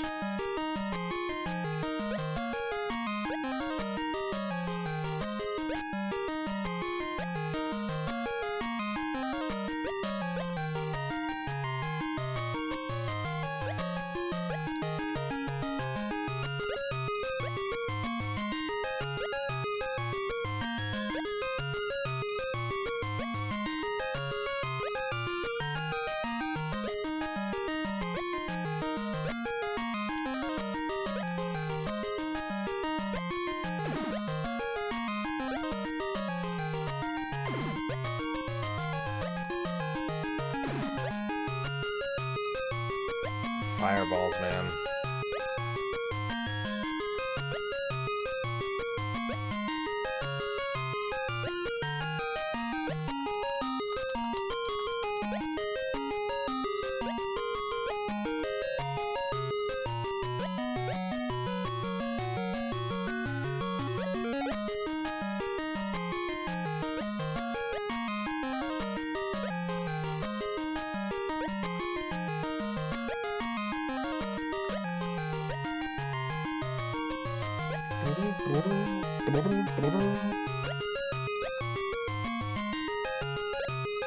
Here they come.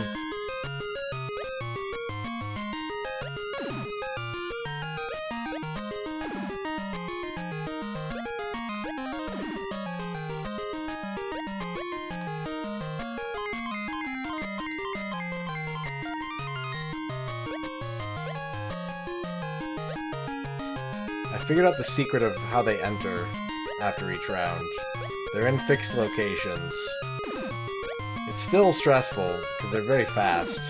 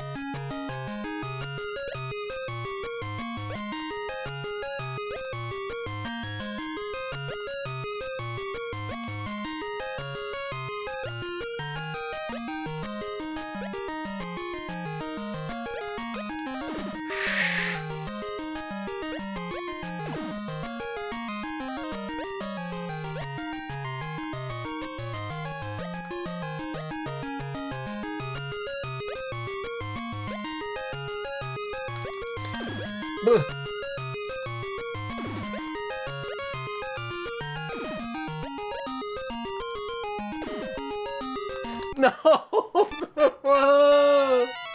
New PB. Ah, god damn it.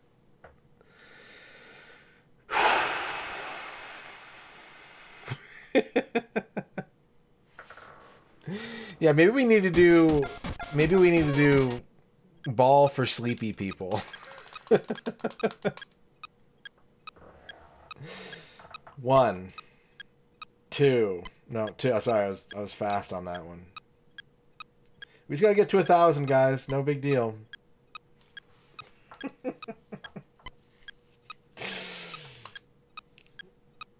Let's go ahead and put some music on, or I'm gonna go crazy. We can leave the beeps. I'm gonna turn them down though.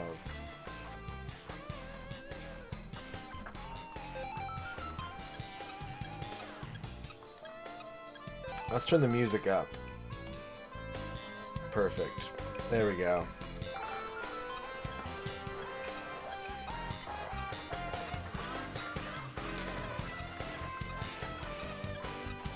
We'll take a break after this attempt.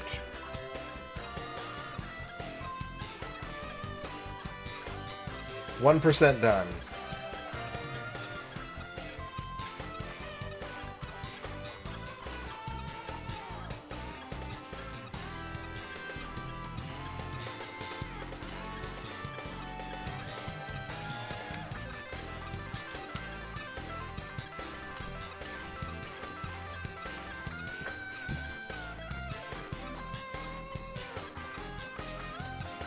Okay, speed's getting up there.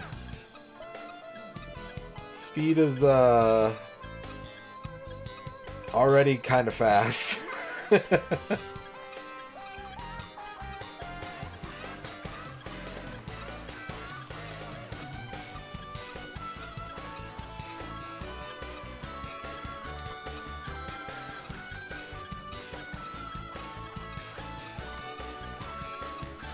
How you doing, chat?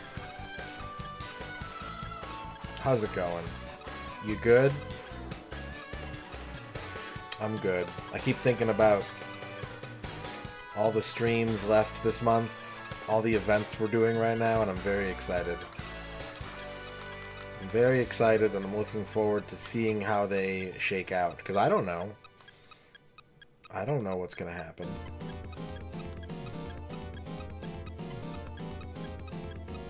Hot food. Sounds good.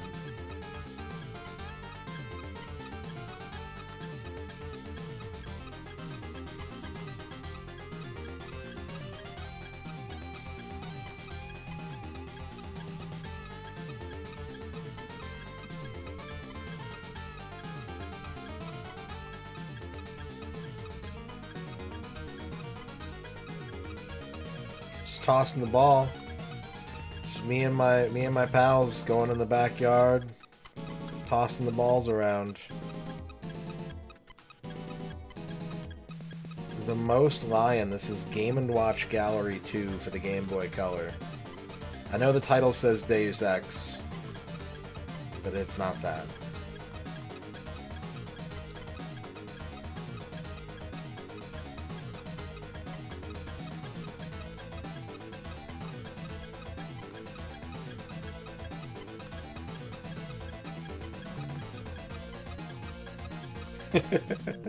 That'd be pretty good. I mean, System Shock had those, like, classic arcade-style mini-games in it.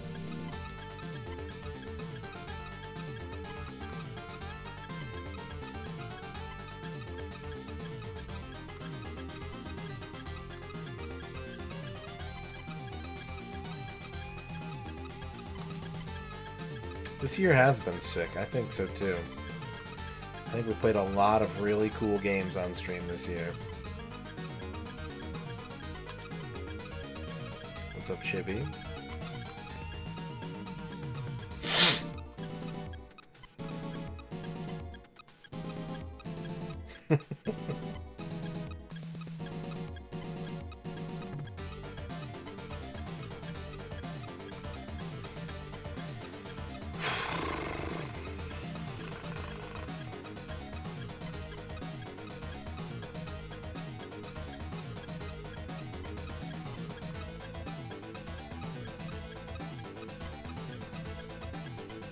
Good juggling music.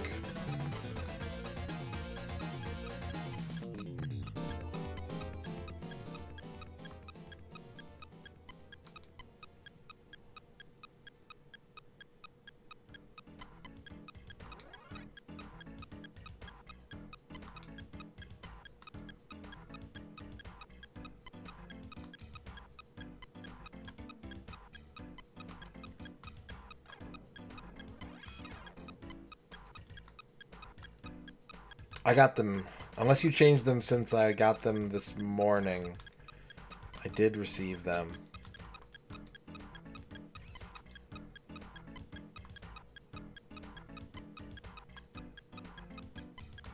Thank you for submitting great game raffle picks.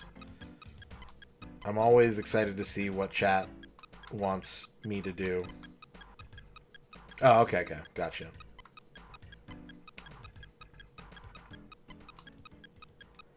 And the plan this year is, if we get through all 12 and we get through the ones that are lingering from 2022 and 2020 or 2023 and 2024, then I'm going to do more than 12. I'm going to just go through the list and pick some close call winners. So, who knows? If I just stream an ass load and I beat a lot of games and I'm really good, then maybe more than 12 people will win. And there is the 13th slot for whoever wins the prediction challenge as well.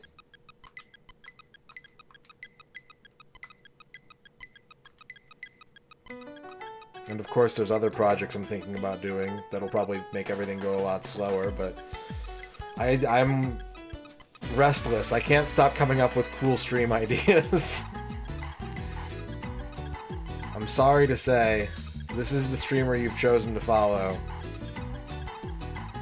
I am constantly scribbling in my ideas notebook.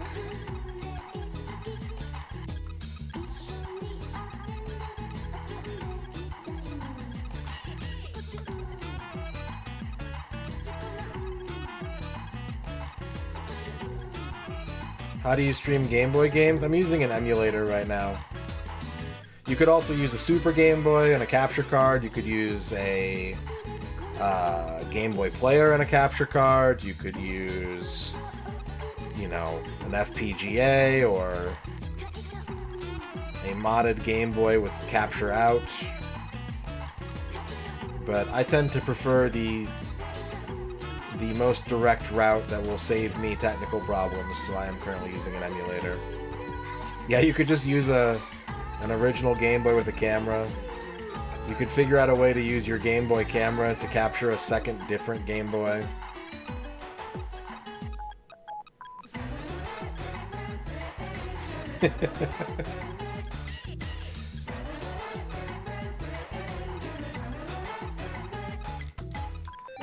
No, if you win the 13th slot, Zenik, it can be a completely separate game. You can pick whatever you want. If you win the prediction challenge, you are not required to use your win on one of the other games you nominated for the Great Game Raffle. Thank you for asking. I've had that ready to go. And I was like, do I need to post that? Like, I'm not sure. So thank you for giving me a chance to clarify.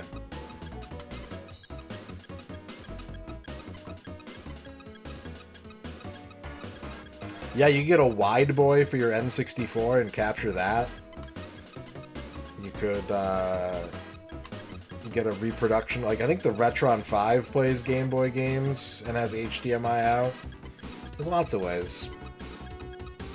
Lots and lots of ways to stream a Game Boy game.